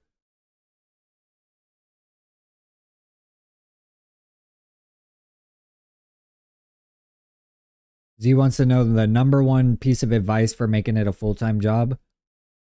The only thing I could say is try and like build up your clientele as much as you can. I still have so much free time during the week that I could be a lot more busy than I am. There's definitely so slow seasons that you need to account for though. It definitely slows down around Christmas time and it won't pick up, at least here in Florida. It doesn't pick back up until like February. So for like December and January, you're kind of having to figure out and float money and stuff like that. So figuring out a way to stay busy during that time. I know some guys do like Christmas light installation and stuff like that, but my number one piece of advice for making it a full-time job is to really do a lot of like outreach when you're starting out. If you're trying to like build up a clientele, once you do a job, chances are as long as you did it good and you reach back out to the client in about a year, like you have that job on the books. So try and build out a year's worth of clients, you know what I mean? Like it's hard, of course, and it'll take you a couple years. But the more individual clients you're building out, the more busy you'll stay long term. Because like I'm getting to the point now where I've done jobs 3 to 4 times now. So like they come back around, you know what I mean? But you got to stay busy until that job comes back around. So that's the hard part. I'm still trying to work on that, homie. Because I'm still not technically full time with this. Like I make a lot of money with the 3 businesses, like the 2 YouTube channels and the pressure washing business make decent money. But as a pressure washing business, like it's like more of a glorified side hustle right now. I don't have a booked out schedule or anything. So I could definitely ramp it up a lot more is what point being. Rye says, oh yeah, let's go. Oh, okay, I see. You had a broken pressure washer, tried to fix it, and would have to get a new pump. Decided it would just be better to get a new one. Just bought a Simpson Mega Shot. Nice, brother. Yeah, sometimes it's not worth fixing. That's kind of why I got away from that B Whirl Away surface cleaner. Like it works and it's fine, but when anything goes wrong on it, there's not like replacement parts as easy, or it's like really expensive. So I got that Whisper Wash surface cleaner, and you're able to like replace the internals and stuff. So I get what you mean. Where like sometimes you might as well just get a new one, you know. But I'm glad you were able to get another pressure washer. Hopefully you get right back into business. I don't know if you popped in here because you saw mine was crapping out on me today, but I was having throttle issues earlier today on my pressure washing system. So I ended up having to just work with what it was like idle speed basically, and I just had to like turtle crawl with my surface cleaner so it didn't leave the tiger stripe in. But I've got to figure out what's going on with it because it's not throttling up. So I'm also dealing with pressure washing issues. Hopefully it's a cheap fix or inexpensive or easy at least. I can get back in business. Luckily I finished the big job that I had on the books, so I'm not going to have to reschedule any jobs currently. So that's the good news, but the bad news is I got to get it fixed and I got to figure out what it is, and I don't 100% know what it is yet. Something to do with the throttle, but I need to do like an oil change on the pressure washer, and I need to get the throttle fixed. There's a couple other things that I want to go ahead and just get done maintenance wise. I'm overdue for an oil change for sure though.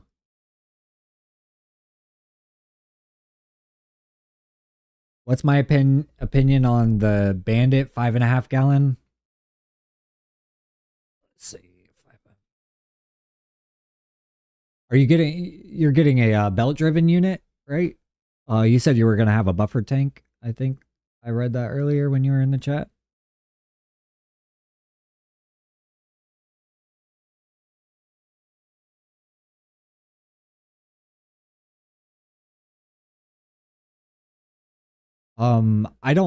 I haven't personally used it. Let's compare the price between this and the one like the equivalent.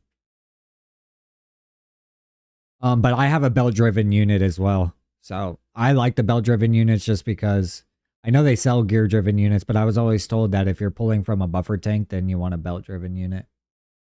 So the fact that you're already going with the belt driven, let's see if this skew matches up. BK553. Okay, no, it's not the same. Let me look yours up and see if it might come up on here. BK553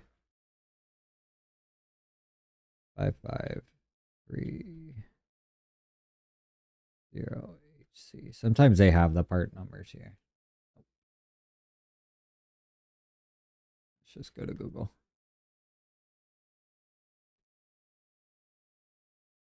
3-1.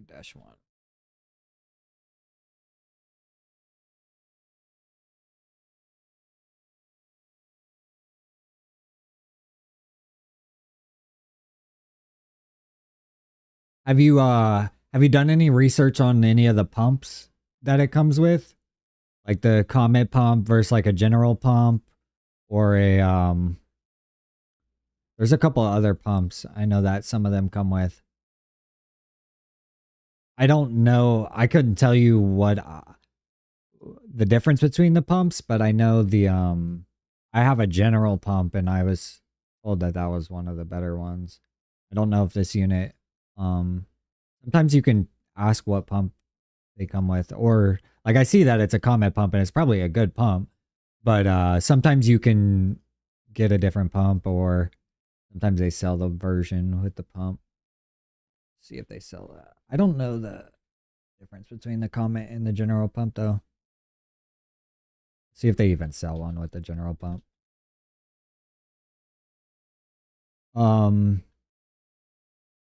I was gonna say, let me look at the version of pressure washer that I have, because I have the Pressure Pro. I don't know what you would call that, manufacturer, but let's see if they sell a 5.5 GPM belt unit.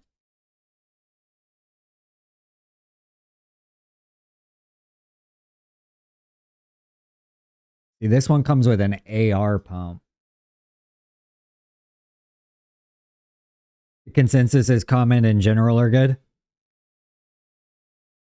Yeah, I haven't I don't remember my research that I did back in the day, but I came to the conclusion of general pump over some of the other ones that were being offered at the time. I don't remember why though. So if you're confident with the Comet, go with that Comet. The it looks like this is, they sell it as a 5 GPM, not a 5.5. This would be the equivalent of the maker that I have though. I have the Pressure Pros. But I think they're gonna be roughly the same. Them and Bandit seem to be like right in there. So I don't think this is quite the same as yours. The one you're looking at. This one, is it pull or electric? This is pull start.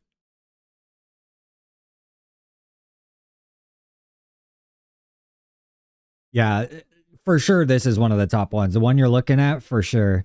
If you're definitely set in that price range and you can afford to go above a 4, a belt driven 5.5, I think you're right in that sweet spot.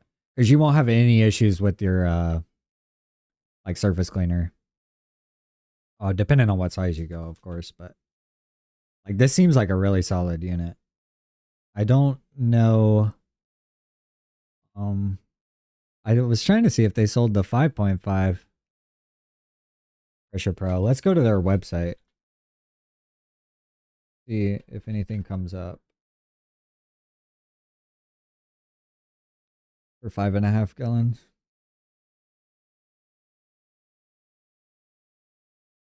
Some of these come on like what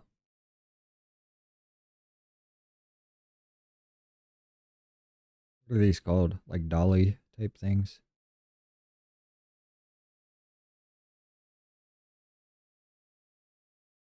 You're looking at a 19-inch Whisper Wash? Yeah, that's what I use, brother. I definitely recommend it. They just came out with a new bar for it. Okay, let's see. So they have the 5.5 They have one with the GX630.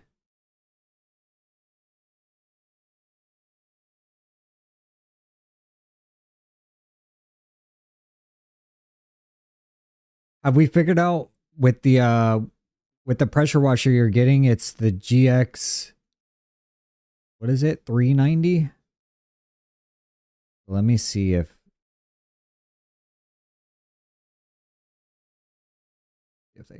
we can Google this.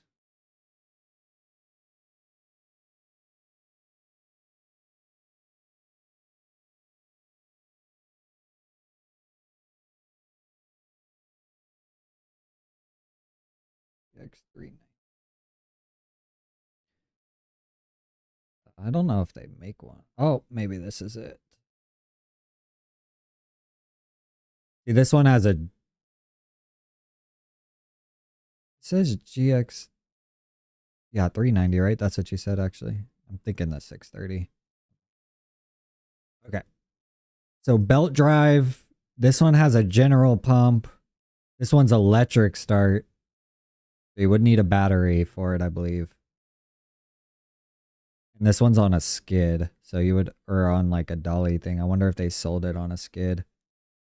I wonder if you like, if you didn't get the electric start and you didn't have it on this skid platform and it was like on a platform and not a roll around dolly thing, what it would put this price at.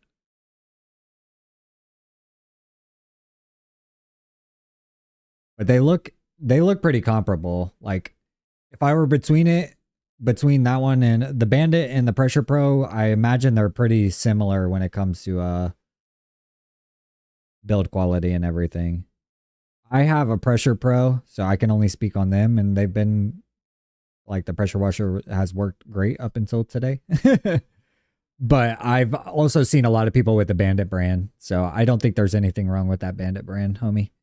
I think if you're like, if you feel it in your gut to go with that one, then go with that one. Yeah, the just a 5-gallon one, where did that one go? I had it.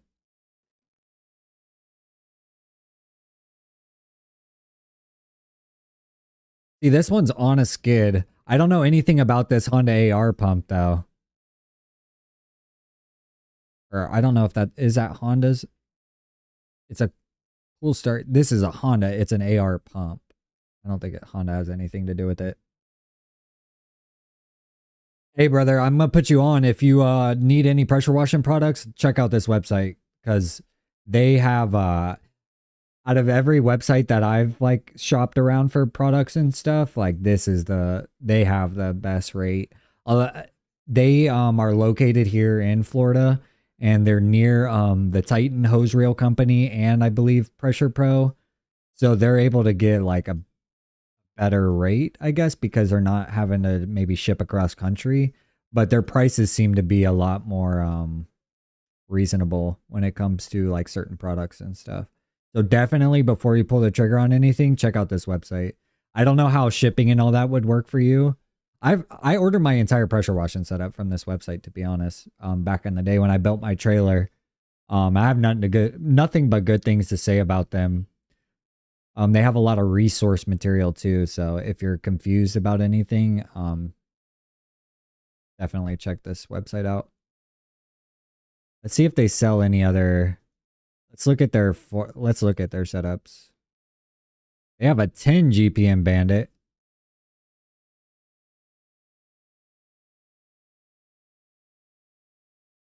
I believe they do offer pickup. My problem was I didn't have a trailer, an empty trailer at the time with the space to go pick up everything because it came on a pallet. So I had to pay for shipping, which was quite expensive. I think it was like $300 for shipping or something. I can't remember exactly. Here's a 4 GPM Bandit with a general pump. So it looks like the Bandits are a little bit more expensive than the Pressure Pros.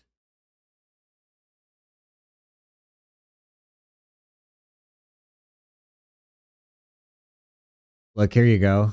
I don't know if what brand this is, but look, this is a 5 GPM on a skid, key start with a general pump. Oh, it's Pressure Pro. So that would be the brand that I have. 2050.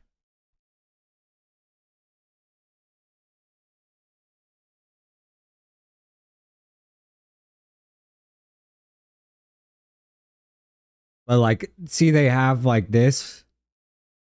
This is like the haven or the golden goose egg of being able to do it all. You know what I'm saying? Especially if you're building it yourself, bro. Like, trust me, go to this website, download their resource materials, or just utilize like these diagrams and stuff, because this is how I built my trailer, to be honest. Since you're in here chit chatting, I'll tell you, but I'll eventually make a video talking about all this stuff, because this is like this will tell you literally fitting sizes and everything, you know? Like if you're doing up to a 6.9 gallon a minute machine, use a 1-inch bulkhead. If you're doing 7 and above, use 1.5, you know? Stuff like that, where sizing, a lot of people have questions about sizing and stuff. They answer all that, you know? So definitely either screenshot this or go to this website and get these resource materials, because when I was first starting out, like this helped me visualize everything, because I didn't understand how the systems all work together and what I needed. Like you buy the pressure washer, but then you don't realize you need like 30 other pieces around it, you know what I'm saying? So definitely a good resource to have if you're going to be building your own.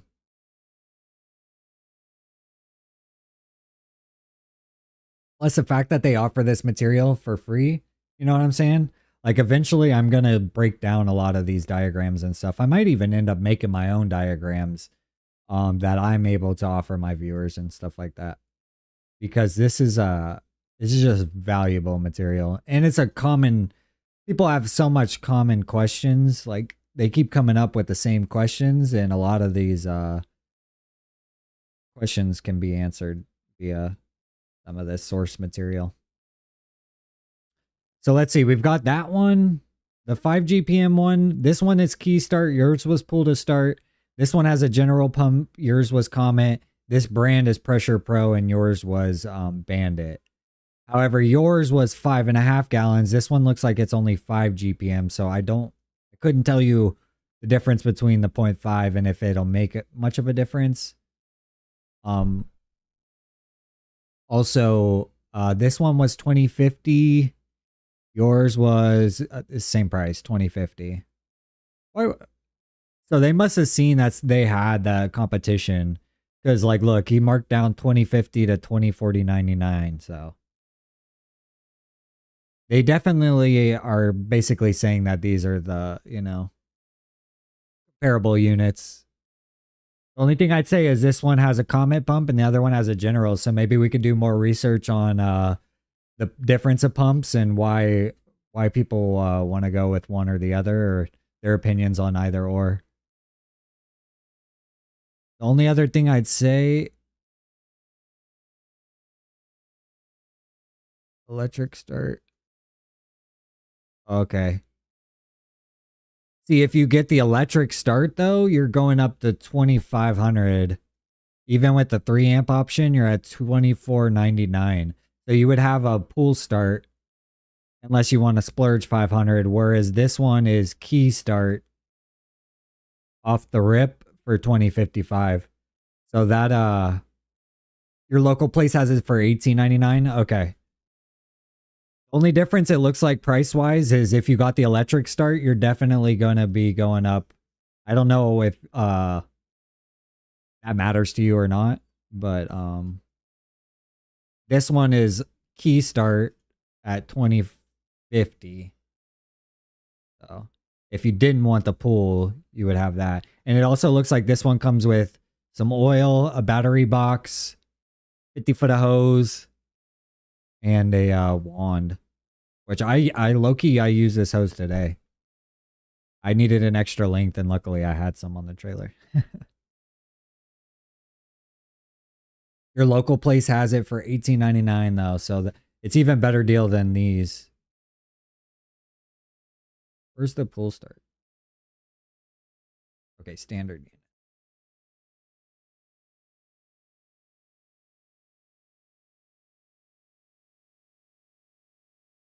I really want to figure out my throttle issue that I was having today. Hopefully it's just like a broken cable or something, you know? Something easy. I'm manifesting something easy to fix where I'm not having to worry about spending a ton of money.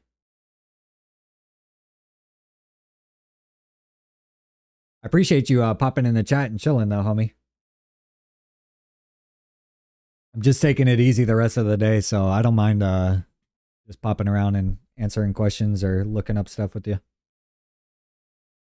This is what I like to do all day anyway. This is what I wish I could like morph my pressure washing content to be less focused on like the actual job itself and more like doing deep dive research and stuff for people. Cuz this is what this is my bread and butter. This is what I'm really good at when it comes to utilizing the internet for what it is, you know what I'm saying? Compare and contrast and deep diving topics, like that's what I love doing, man. I could spend 5 hours looking at trucks and why I should go with what truck just to not buy a truck, you know what I'm saying?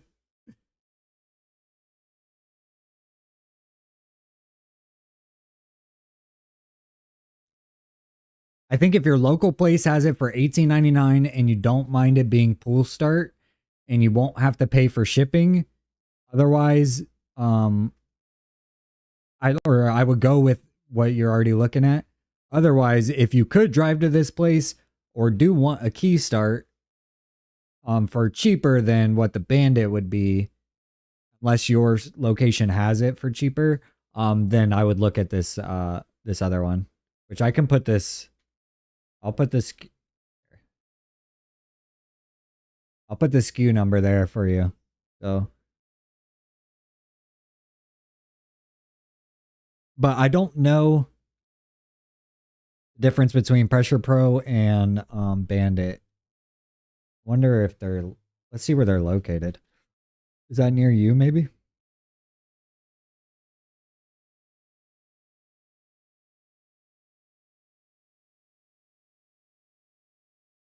And how did these companies get into building all these pressure washers? Like, have they just been around so long, like as pressure washing guys, that now they like how do you get into the building of the units themselves? That's what I want to know.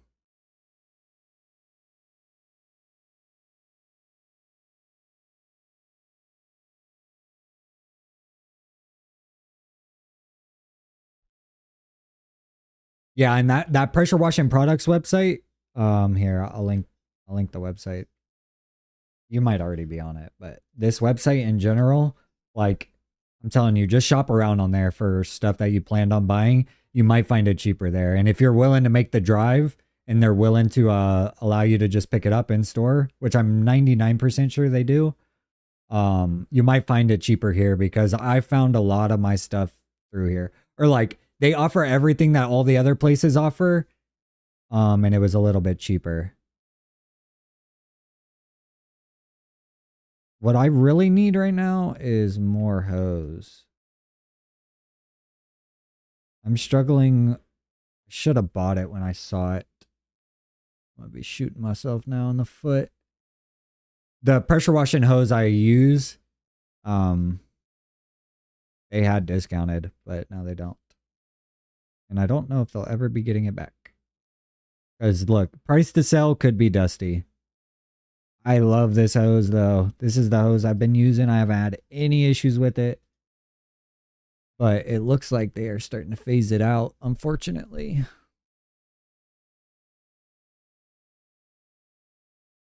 Yeah, for sure worth the drive home, especially if you have a truck or something that you can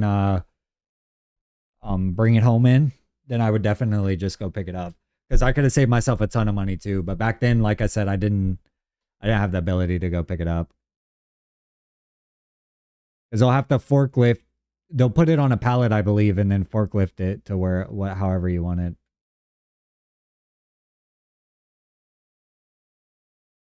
See, they used to sell 1/2 inch of this hose.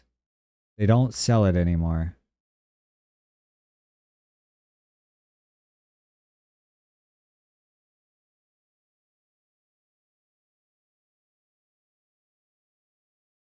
Like 25 foot? Like, come on.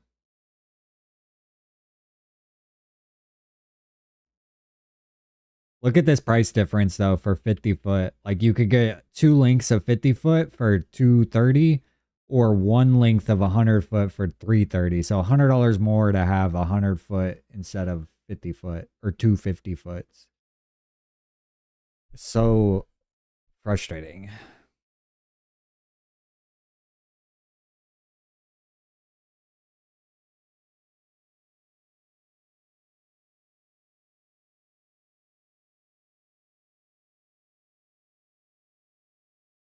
I want to start trying out some more hose brands though.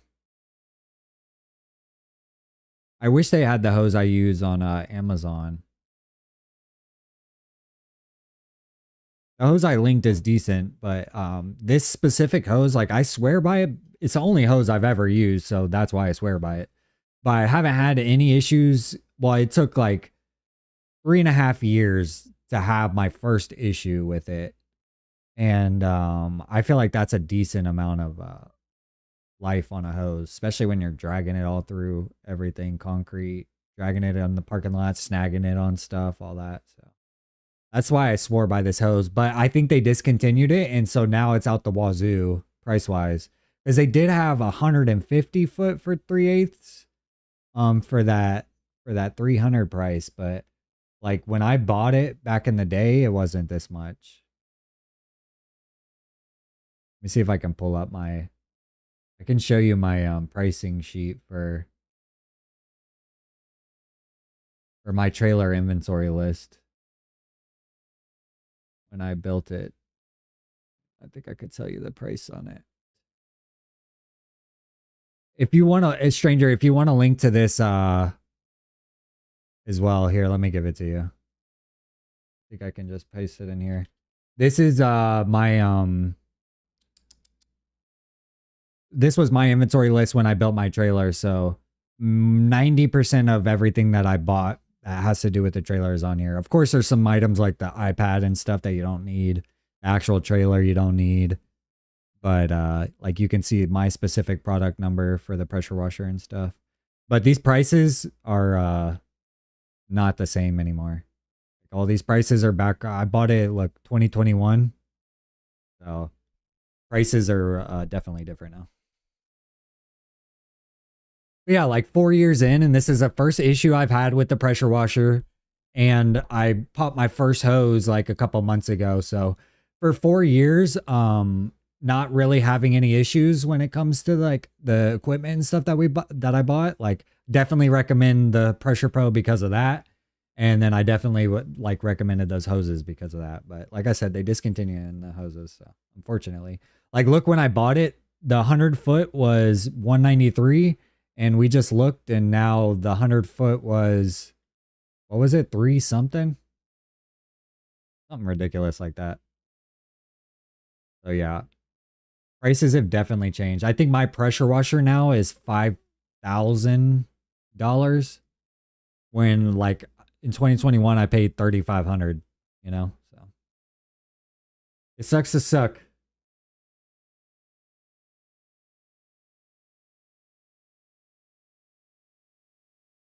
Yeah, no problem, homie. Yeah, I'm trying to be as transparent as I can with my with everything, because like I said, I don't like, I pressure wash, you know what I'm saying? I'm not like, some people are scared because I talk prices, some people are mad because I, you know, disclose certain things, but like I don't have anything to hide, man. I didn't plan on being a pressure washer. I don't plan on doing it like, you know, the rest of my life. So what I've learned and what I can teach y'all, I'd love to teach, because I was in your same position 4 years ago, you know, when I was building all this, and I didn't have some pressure washing guy that I could just like go to with questions, and I'd have a ton of questions, and then I'd have to slowly answer them for myself over like days and months of research. So I think that the more transparent that I can be in helping you guys kind of guide yourselves to your own decisions based on like what I've experienced and what I've learned, I think is beneficial to all of us. So that's kind of the main goal with the channel. I'm not sitting here trying to be like, this is how you're going to make $100,000 next week. You know, like that. I'm not that guy. So I'm definitely trying to just be transparent and kind of help with what I can and with my limited knowledge of the situation. That's where like today I'm like, I need a mechanic. I don't know what the heck is going on with my pressure washer, man. Somebody help. You're looking into it as a semi-retired gig? Yeah, exactly. Like that's how I feel. Like pressure washing is a very solid side hustle for a single person. Like one person pressure washing and getting a good workflow and a good clientele, like you can make a ton of money and keep it a side hustle and not stress yourself about like everything, you know? Like the second you start getting more trucks and employees and all that, like that's when the headaches all start, in my opinion. And you can bust out a ton of work as a single person. Like I cleaned that whole medical plaza. I'll pull it up real quick. You can look at it from Google Earth perspective, but you can do a lot by yourself. Especially if you have the right equipment. If you can get the right surface cleaner, then you're definitely on the right path. All right, so last weekend, here we go. So y'all can see. Last weekend, I cleaned this entire plaza, all the sidewalks, in and throughout all these right here. I did all this by myself last weekend. It took me 2 days. I cleaned this one. I cleaned all of this day one, and then I cleaned from here all the way to here on day one. And then day two, I finished up, or I cleaned here. I had to change a trailer tire because I had a flat tire. But then I was able to clean the rest of the plaza, post-street everything, and great results. I've actually already been paid for this job. And then this weekend, I did this plaza right here. Same thing. Sidewalks all the way around, all throughout, all down these. And I did this one by myself, and it took 2 days. I started here yesterday, and I was able to work all the way to right here. And then today I picked up right here, and I cleaned all of this, and then all throughout these and stuff. So it can be done. You know what I'm saying? Like you just said, put in your headphones and chill. I put in a podcast. I put my noise canceling headphones in, and I just work, man.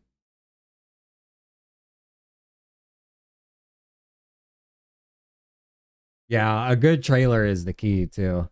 Definitely do your research on what you can with the trailer. I don't know what your budget is or size wise or where you're going to park it and all that. My specific trailer had to be custom built because I needed it to fit in the garage. So instead of it being like a 6x12 like standard utility trailer or and instead of it being like the standard 6x12 like these,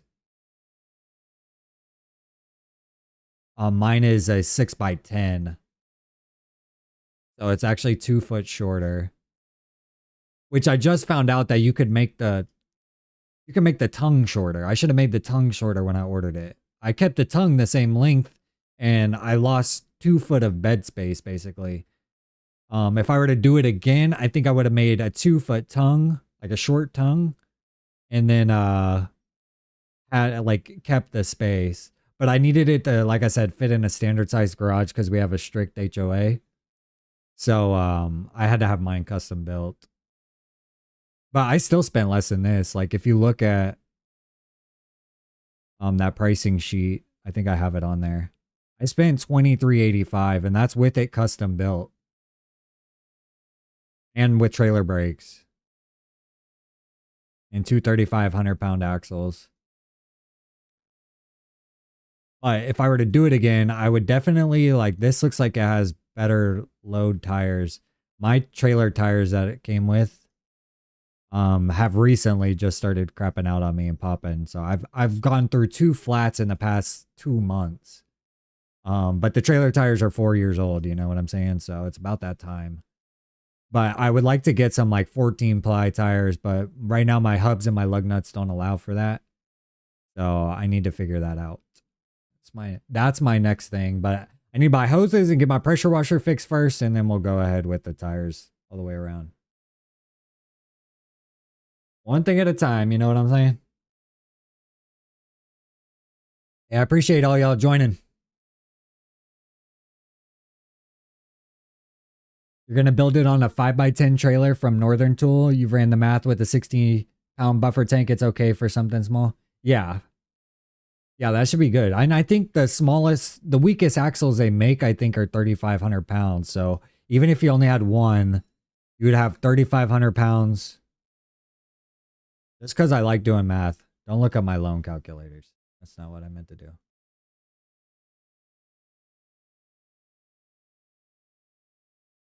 Let's run some. Come on, just give me a calculator. Okay. So even if you had a full buffer tank at each gallon of water is what, 8 pounds. So you'd be at 480. Oh, it's like a 1,800 pound axle. Okay. So you're at 480 with water. If you had the full buffer tank, and then let's say you go with, so 480, and then let's say you go with a 55-gallon bleach tank. That's what I have. At roughly 8 gallons as well. So 440 as well. Plus, what did we say? Like 480. They're at 920. And then let's see if it says. We'll look at this one. I think they'll tell me the weight on here somewhere.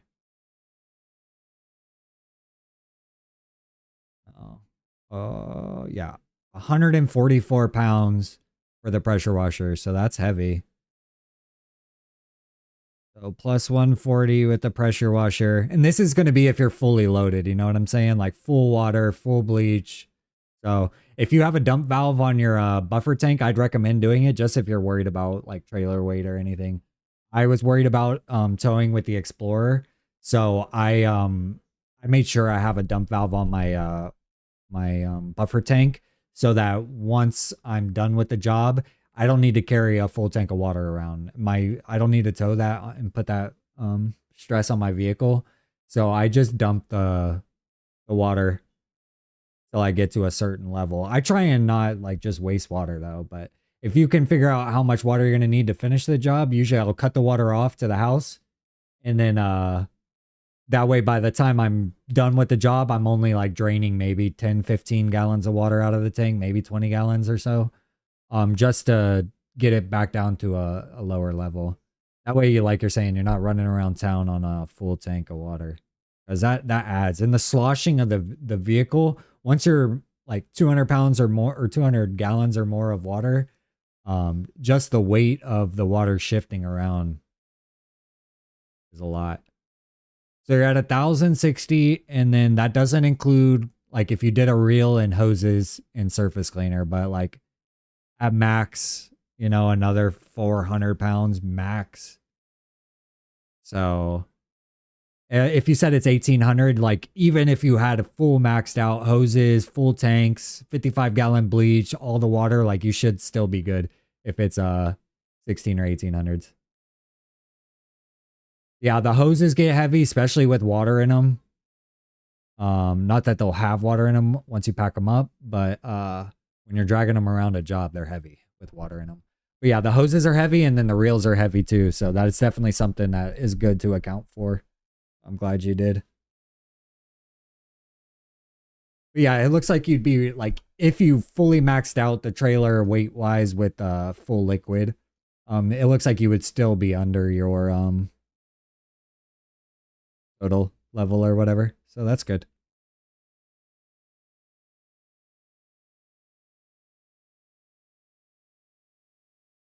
Yeah, that's kind of how I do it. I have all my tools in a toolbox inside my back of the Explorer.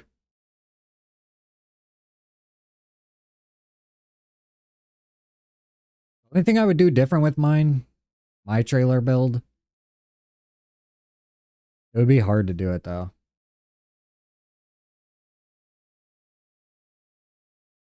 I would like a bigger water tank, to be honest, because I can't upgrade I can't get a second pressure washer right now because my 8 gallon a minute is just too much for that water tank. 200 gallons. is like just enough water for the 8 gallon a minute machine. But if I was on the trigger for a long period of time and I had something else also pulling from that buffer tank, I would just dump that buffer tank so quick. So I'm limited with the size of my trailer for any upgrades when it comes to like adding an extra pressure washer, which I'd want an extra pressure washer for like jobs that I did today where I'm not like I could use an extra pair of hands, but I need somebody else on a machine, not just pulling hose behind me. That's the only thing that I'm kind of limited by the setup that I have when it comes to like upgrading for the future. But it does good, you know what I'm saying? And it makes do and I'm satisfied with it. So I have no complaints. But if I was fantasizing about what I would do differently, I'd get a welder to weld a hose reel like mount. I'll show you.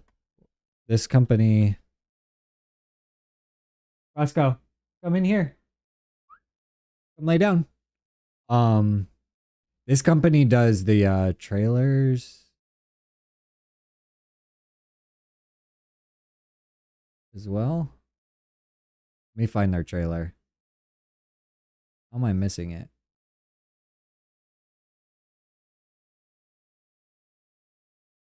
Just look it up.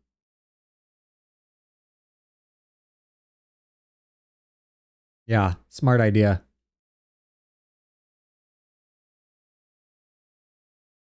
Oh, they got look, they got a 5x8 aluminum. Look at that thing. If I had the money, I would go aluminum because that is one thing that is definitely like the bleach is going to rust out the trailer. It's already like rusting some of my parts on the trailer. I need to spray it or whatever. But if I could afford it, aluminums are so expensive though. But aluminum trailer would be nice. But something like this for the hose reels, how it's already welded for it, like mounting my hose reels right here so that it doesn't take up like bed space in the trailer. Mine are mounted where the front of the reel is on this portion of the trailer, and then it takes up about 1.5 feet of my actual trailer, which is fine because I store a bunch of stuff underneath it. But I could have more room in the trailer, which would allow me to expand my tank size, which I'm limited by currently. But that's one of the only things that I would really change about my build. And then I'd get like a surface cleaner and a ladder rack. So kind of like these trailers or these skids have this like ladder rack thing right here. I would get one of those for me because when I carry my big 32-foot ladder for like 2-story roof washes, I don't have an easy place to put the ladder. And also my surface cleaner, I don't have a good place to store it. I store it on the trailer, but ideally I'd have a way to either hang it up or put it in like a little racking system like that.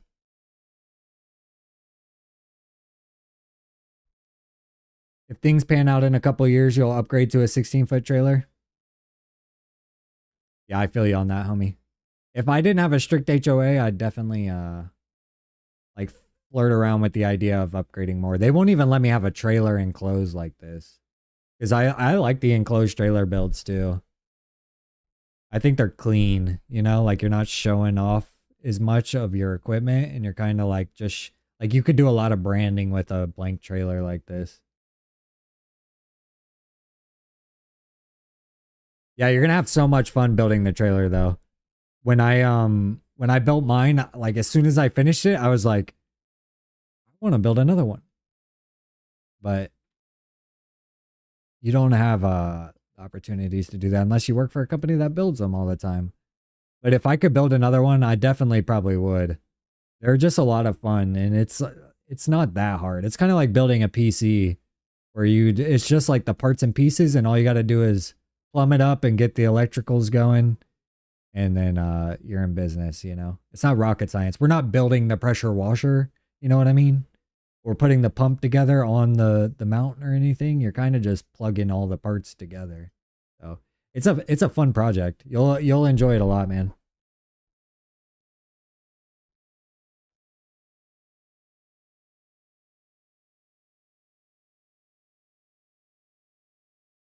Want to know how my girl's audition went? I think they finish up at 7:30.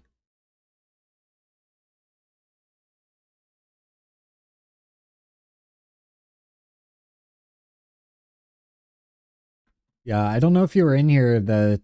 I made a stream one time, showing my how I got started, pressure washing. I'll show you.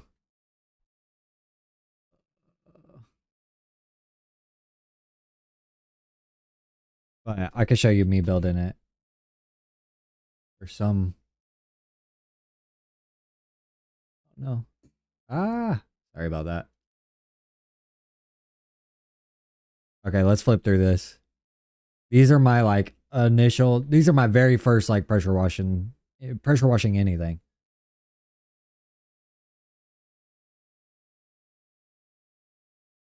Yeah, I have a full process PC build um on my channel as well, where I built my most recent PC, which is a video editing machine, because I'm working with such large amounts of footage because I record the full process of my job. Um, I was really struggling with the PC that I had being enough. But I have a PC video where I built it. You don't have to watch it, but yeah, this one. It basically just shows everything that I built. It's sick though. It's really expensive though.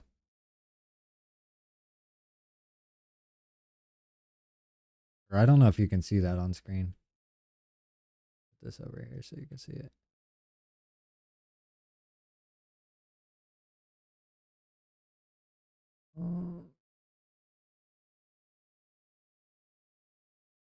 Yeah, this one right here. I just wore the GoPro and built it. But let me show you the how I got started real quick. The way you can see. Yeah, this was my first like marketing materials. Like this to that. And then I put it on a flyer and some yard signs. You built a gaming PC for the living room TV? That's funny. I've been trying to get my girl to let me have a living room TV in my stream room, basically. My office, technically. She told me I already have enough screens, so.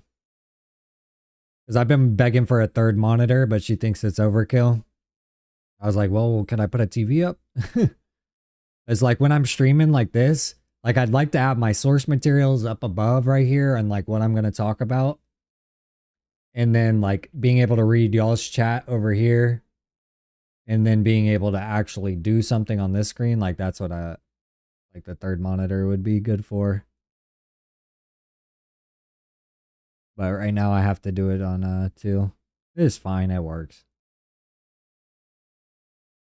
And then this was the first pressure washer I started with, which was just a little 2.5 gallon a minute machine. This was a mistake. I went backwards basically buying this one. I should have done what you're doing basically. But you live and you learn, you know? And I made this pressure washer, I made that make do for a year. And I just saved.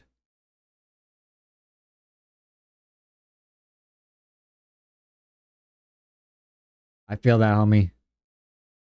Yeah, I try and use my PC every day so I get my money's worth. I do a lot of like video editing and stuff like that though, so I had to have an upgrade. I have like, I don't know if you can see this. Let me pull it up real quick. Here's the stats on the PC right now. Like, look at my storage right now. I have 3 out of 3.6 terabytes on my SSD already taken. And I have 9 out of 11 terabytes on my hard drive I'm taken up already. So I'm about to expand my hard drive, get a very large one. I was thinking about a 24 terabyte or something bigger, or a like one of those NAS bays, so I can store a bunch of footage. I just save all my raw footage right now in case one day I can afford a video editor, so where they could go back through and comb my content or my initial like raw footage and create new content out of it. So I didn't want to just like delete all my raw footage after I finish, but the raw footage is quickly adding up in storage space. So when I built the PC, obviously I thought about that, but I didn't think it'd fill up as fast as it is. So definitely I gotta splurge soon on more storage. Yeah, this is the pressure washer I started with. And I just started with a wand. And then I was able to upgrade. This is my first logo.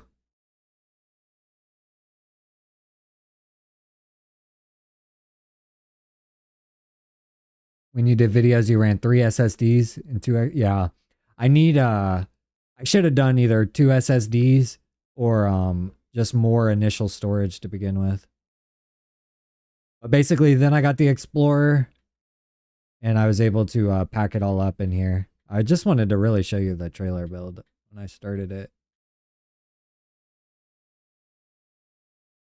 This was my first commercial gig. Even with my 2.5 gallon a minute machine, I was making it do. Cleaning Arby's franchises.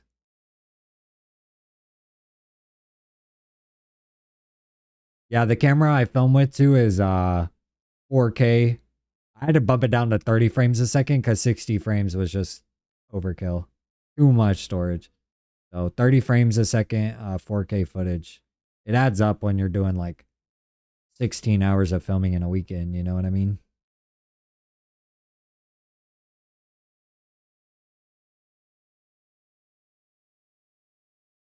And then I went to this business card, which was an upgrade. I still use these business cards on the bottom, but it's my old logo.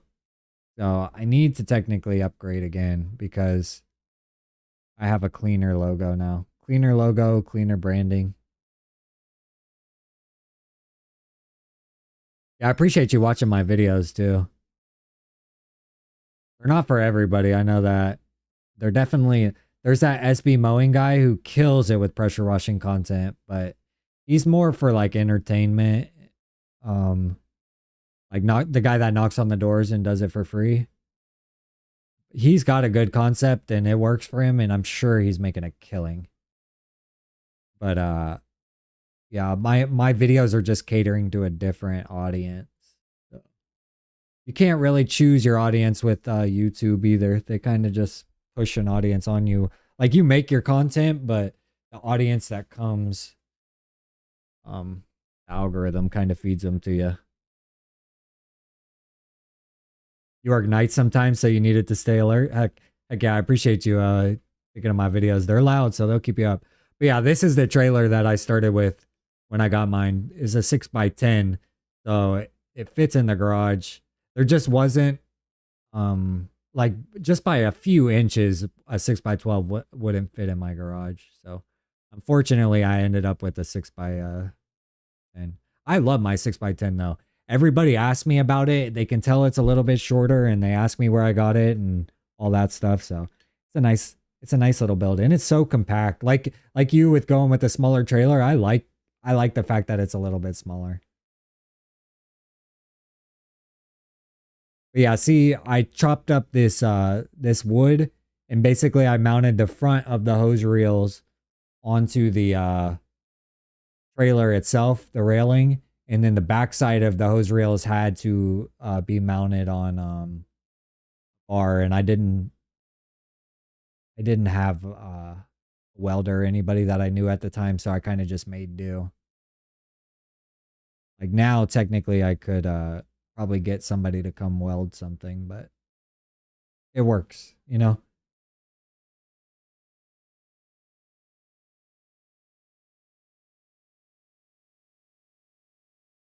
But yeah, I had the hose reel. Here's it when we finished. But see, I didn't have the soft wash system to begin with. Like I didn't have the 12 volt. Like I had the hose reel for it, but I didn't have the hose, and I didn't have the vertical tank, and I didn't have the blend manifold or the 12 volt itself or any of that stuff. So like I was downstreaming and I was using a pump up sprayer still until I could afford the other investment, which was the 12-volt system. And then this was my first job with the trailer setup. This first job, I freaking backed up over the surface cleaner and bent it all up. So that was unfortunate. Learning lesson, but and then this was my first like video of it rolling down the.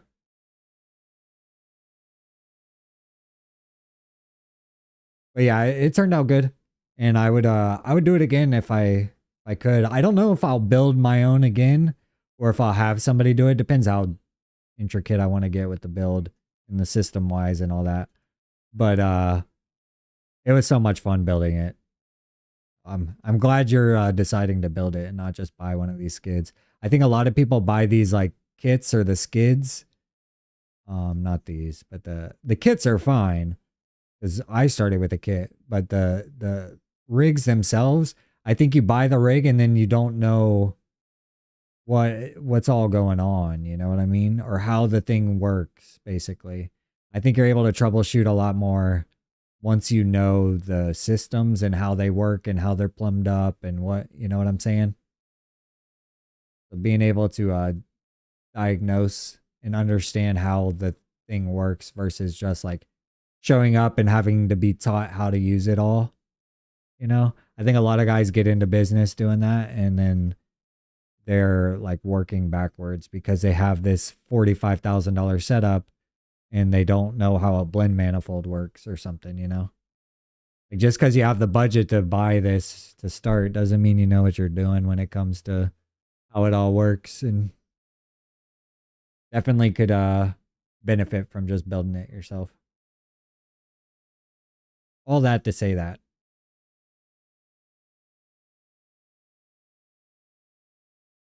This is nice though. Don't get me wrong.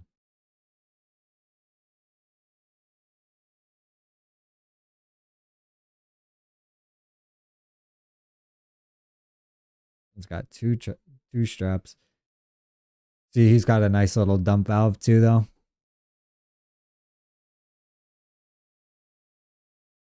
One guy that I saw, I was talking to him at the supply store last week. He's got a crazy setup, probably even more intricate than this, and he fills up at the hydrants. He basically has this, but at the end of this is the hydrant hookup, so he can clip in, like with a fitting, the what is that called? Like the fire hose or whatever, like the thick hose that you would hook up to the fire hydrant. And then he clips it in right here so he can fill this tank very fast, he said.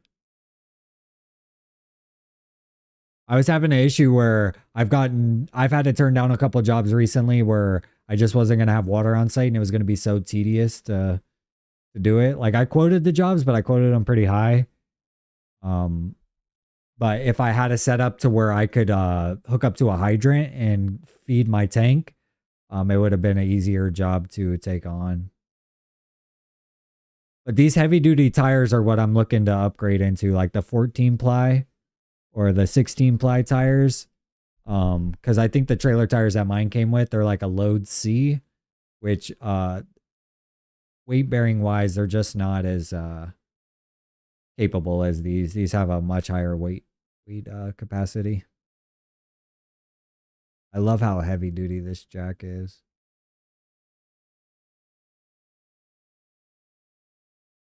It's a nice trailer though.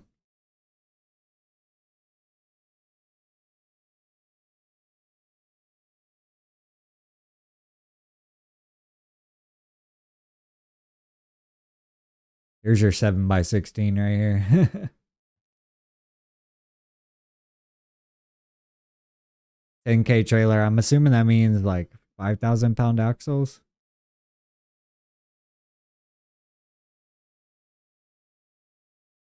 Look, 5% down for 84 months with $0 down up to 250 grand.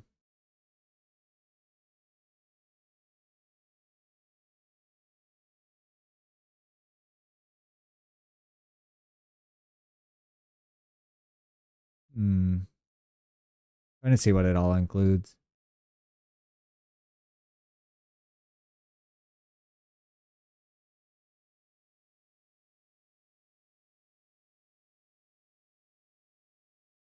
Appreciate y'all stopping by in the chat. I can see there's a couple of y'all in here.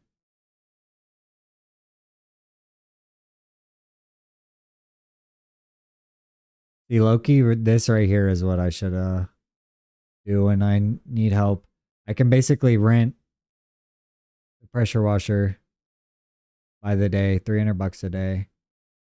And I would have been able to knock out these plazas a lot quicker because I could have put someone on this. And $300 for the rental and then however much for the labor to work twice as fast, you know what I'm saying? So instead of it taking me 2 weekends to do both of these plazas, I could have done each plaza in a day if I had rented something like this. I didn't even know a rental thing like this existed till a couple weeks ago though. Like I knew you could rent 4-gallon a minute machines and I've done that, but I did not know you could rent like a full trailer setup, especially with an 8-gallon machine. It was a really good idea.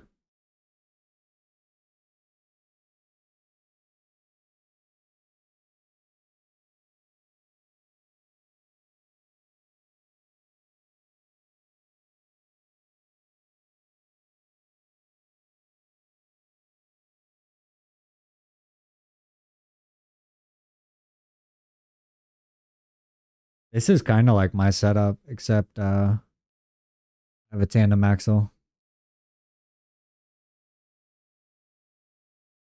My vertical tank's behind this. And then I have a soft wash reel.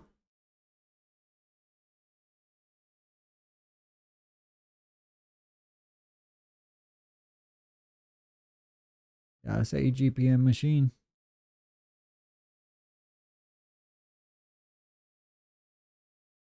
Here you go, homie. This trailer says without fluids, this one is 1960. And you'd probably have a little bit lighter pressure washer.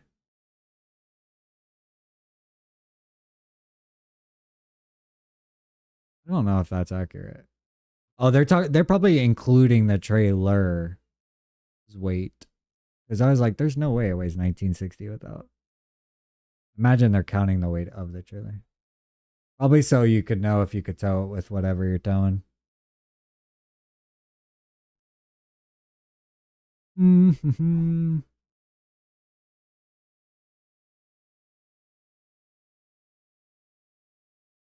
Yeah, it is a 200-gallon tank.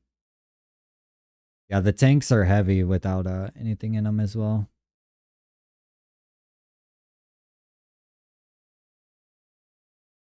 Yeah, I always like these enclosed trailers for some reason. I just think they look clean. Oh.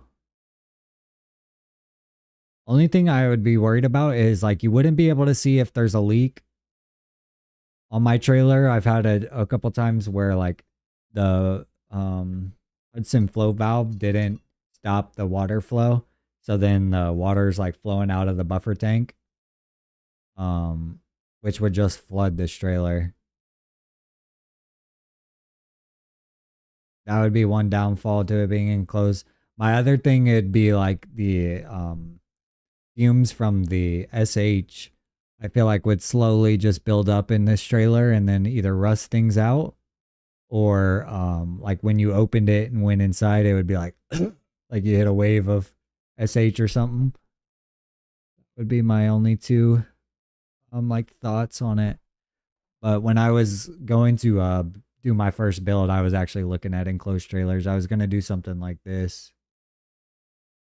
where the hose reels are right up against the front of the side door. But yeah, this would look so clean with a wrap or something, especially black and gold. Even this gray trailer would look good with black and gold. Basically, yeah, you would be having like a rolling billboard with the trailer, and then they wouldn't be able to see your equipment. Not that people were going to steal from it, but you know, you wouldn't have to worry about people sniping your equipment or like the weather, you know, like you'd be able to keep it out of the weather. Luckily mine's parked in a garage, so it's out of the weather, but living in Florida, you'd want something to keep it out of the weather, even if it's just like a car cover or something.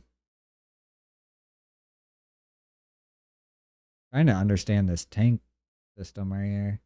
Looks like these are those, I don't know if they're 100 or 200 gallon verticals. Like, I think the tank is this. And then there's another. It almost looks like there's four. One, two, 3, 4. Can't tell. I do like this. Tarp cover. Yeah, just something so that it's not getting poured on every day, you know? Something where you can keep it out of the elements. It's the main thing. I think that's why a lot of people's trailers are rust a lot more. Like mine is starting to get some rust, mostly from the SH itself, but it's been kept out of the weather for 4 years, so definitely prolonging the life of it.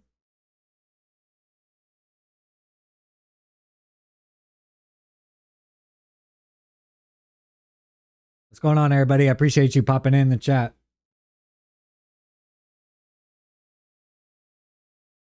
We're just looking at pressure washing setups, talking pressure washing gear. I was telling people about my pressure washing issue that I was dealing with the throttle not working today on the job. My engine wouldn't idle up. It was just stuck. So I got to figure that out. Hopefully it's just like a throttle cable. That's what I'm hoping. And that's a quick fix, hopefully. Let's just see how much the throttle cables are. I'm hoping that's what the issue is. We haven't figured out what the issue is yet, but okay, so it looks like a throttle cable is, how do you know which one?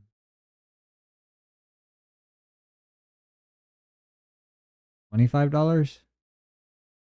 How easy, how do you replace it?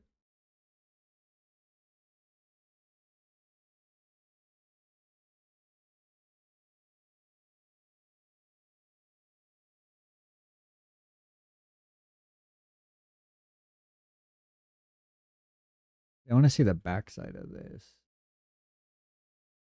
Yeah, like this. Here we go. Yeah, I want to check some of this wiring stuff on mine. What's going on, Jeepers? Appreciate you popping in, homie. We were talking about my throttle. It wasn't working on my pressure washer today on the job. I was able to finish the job, but I wasn't, like, my pressure washer was working at the lowest RPM. And even though my throttle was all the way up, the RPMs weren't changing on the pressure washer. So we're trying to figure out what that was. I don't know if it was a cable or if it's like a connection issue or like a fuse blown or what. So I'm going to be trying to troubleshoot, figure this all out. I might go live with y'all tomorrow, like actually on the pressure washer, and see if we can see anything. Because maybe it's just something that came unplugged, you know? Like these connectors or something. For this. Oh. Not too sure what it is, but I'm hoping to figure it out. And I'm hoping it's a low-cost fix. Because I need to keep my expenses low. We've been blowing through money the past year because we've had a lot of car trouble.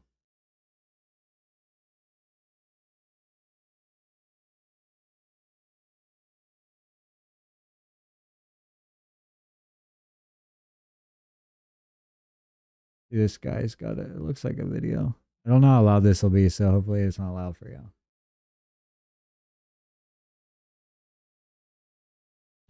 This is a broken carb and broken throttle cable that I'm going to use as a reference for you, just to give you an idea of how to do it. You actually have to slide your throttle cable into the top of this, down into the center of the spring. You have to hold this up with your fingers so you can condense it, and then slide the cord down and through your slide and into that little. This is a broken carb and broken throttle cable. Skipped it right at the end. It'll slide back over that notch, and then once you have that down into the notch, you basically put this spring back in place. It'll slide back over that, which it's broke, and then like basically once that's back into place, then you basically just slide her back down in there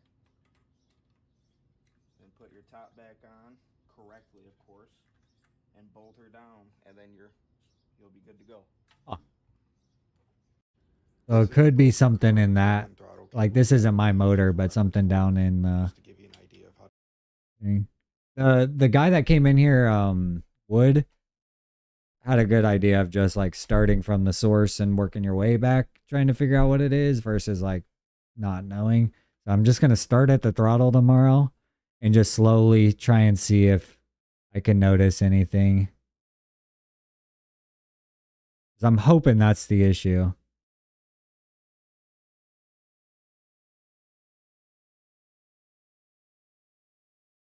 Because I want to show y'all like this tomorrow where I can like show you my thing and then hopefully somebody knows something as well. I can't go to the supply store tomorrow anyway because my girl needs my car. Like I said, we've been dealing with car issues, so she needs a vehicle. I'm going to let her drive the truck. But that means I can't tow the trailer up to the supply store and get this checked out, so we'll see if we can at least diagnose the problem. Whether or not we can fix it is another story.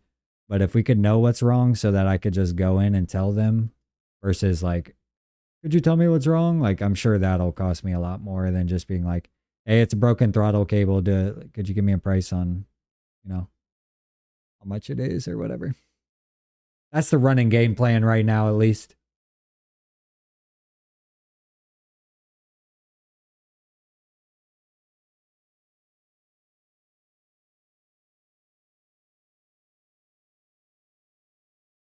Appreciate everybody stopping by, though. Just chilling. We just chilling. I did a lot of work the past 2 days, so I'm pretty tired. Like, my body is shot. My body is hurting. I need to get better at my thumbnailing, though. I feel like all my thumbnails kind of look the same. I feel like these are a little better, but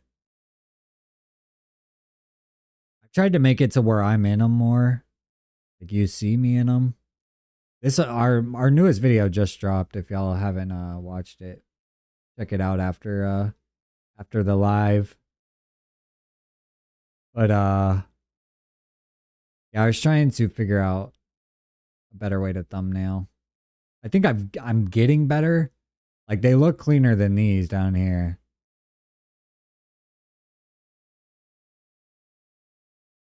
But I think I still got room for improvement when it comes to the thumbnails. That's a big part of YouTube too.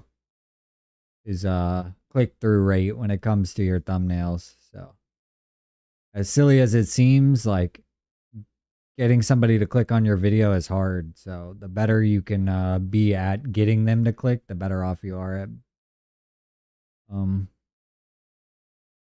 hoping the algorithm feeds you.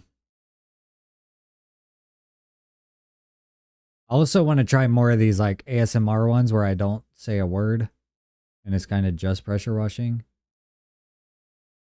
I kind of want to post them under not how to. Post them under entertainment or something. What's everybody having for dinner tonight? I'm starving. I was thinking about DoorDashing some food because I don't really feel like cooking tonight.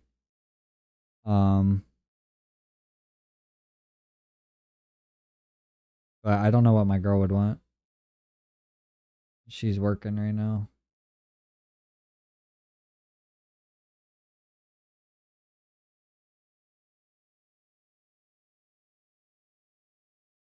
We hit 2.5K subs yesterday though. So I appreciate everybody that subbed. Slowly growing. We're slowly growing. We need to make a new sub goal. Or not like the one right above me, but like an actual sub goal for the channel. You're about to kill some burgers? Heck yeah.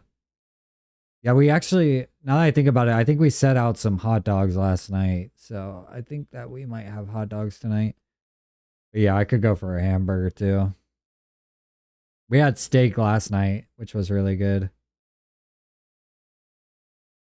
I don't know if y'all have ever heard of Butcher Box, but that's basically how we do our meats is through Butcher Box, where they basically just kind of like deliver your meats like this. You just kind of pick a selection of meats, and then every month, you get, or however frequently you want it delivered. We do it every month. But we basically buy all our meats in bulk, and it makes it easier to plan our meals.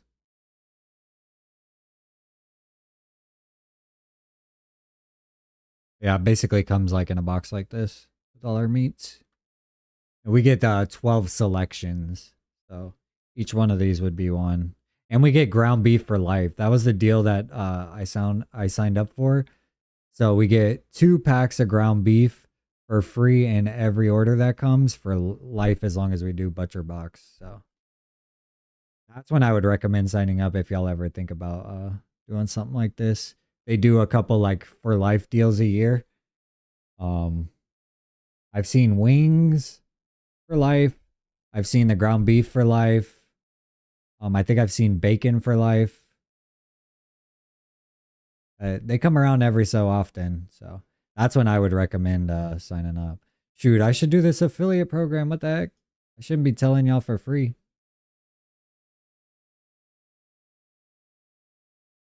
Earn generous commission on every sale you refer with no cap on earnings.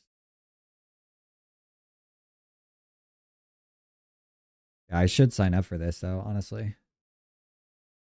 This would be a good one to push for y'all because we're all working men trying to eat, you know what I'm saying? I have to look into this affiliate program though. Nobody buy Butcher Box yet. Wait for me. Wait for me. I want to cut. Yeah, it makes it easier to meal prep. It makes it easier to cook and all that stuff for sure.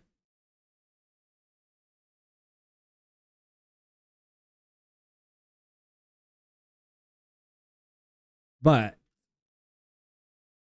I don't feel like cooking tonight. So, my DoorDash. Might do hot dogs later, but I want some food soon.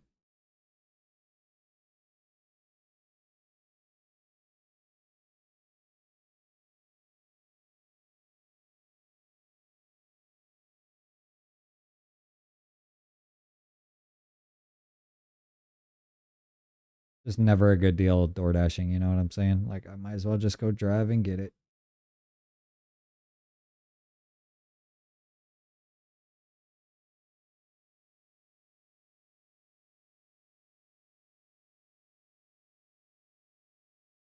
Mm-hmm.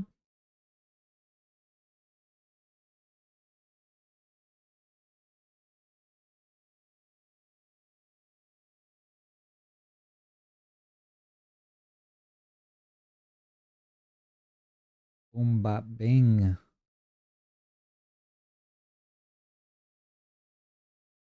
What do we want to do?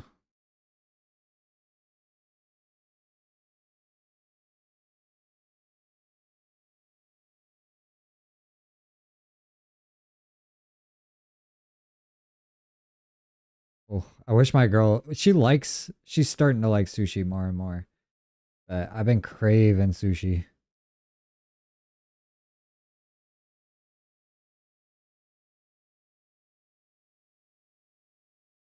Can't look at this food, man. It's making me so hungry.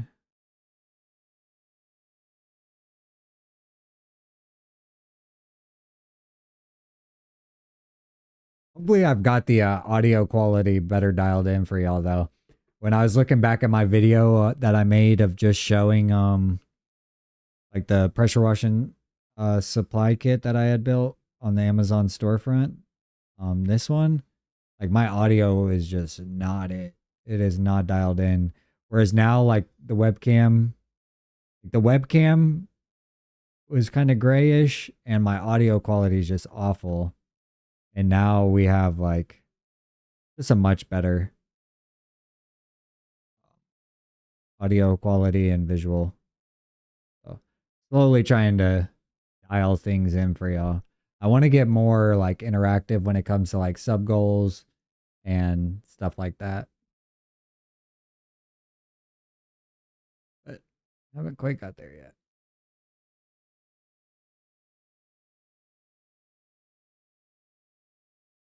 If y'all haven't seen the other live that we did the other day, my girl just kind of walked around with me while I worked on the trailer. It's a good video. It was a vertical live though, so it's not. I've done a couple vertical lives recently. And then sometimes I do these lives here. But yeah, like look at my webcam here. It's just like kind of dull and gray. And then now the colors are a lot more crisp at least. Looks a little bit better. I need my chat like right here. So when I'm reading it, it kind of looks like I'm looking at y'all. I'm like, my chat is technically like right here where I'm pointing. So that's why you keep seeing me look this way. I went live on the job the other day, or this was yesterday. And this was today. And then I did one a couple weeks ago. Yeah, this one right here.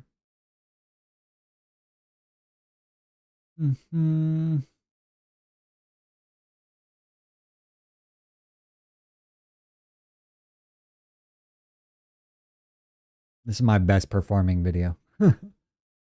How I made this and that. As you can tell, like my top 3 videos are all basically titled the same thing. Trying to figure out more. I'm trying to get more better at stuff. Man. Yeah, I think we'll check out the throttle cable tomorrow and see if we can figure out if it looks like that could be the issue. If that is the issue, I'm going to do a little bit more research on how to replace one if I see that it is possibly broken. I don't know that it will be the issue. I'm hoping that it is because it looks like it'd be a pretty straightforward fix. But if we could get that to where it's fixed and I can have full throttle again, that's the game plan before we have another job. So I think I'll leave it there on that. On that note, Roscoe's wanting to go outside, so I'm going to let him out here. I appreciate anybody that stopped by. I appreciate chatting with you, stranger. And I saw that Jeepers popped in. I'm definitely going to get that Discord going for all of us. I'm going to get that set up. And then I'll probably just start trying to push that to people as well. Just as a thing on the channel. But yeah, we basically covered everything I wanted to cover today and got to chill out a little bit. I was just trying to relax. So I appreciate you chatting today, stranger. And anybody else that popped in, I really appreciate y'all. Hopefully I'll do these lives a lot more often and more frequent. I might go live tomorrow and actually diagnose the issue on the pressure washer. Maybe start it up and see if we can see an issue when it comes to the throttle cable and stuff. So check back tomorrow for a live maybe. But other than that, I just had a video drop tonight. So if you want some new content, a video just dropped on the channel. But other than that, I appreciate y'all stopping by and you'll have to catch me on the next one, everybody. Peace, y'all. Take it easy. Hope everybody has a good food. Have some good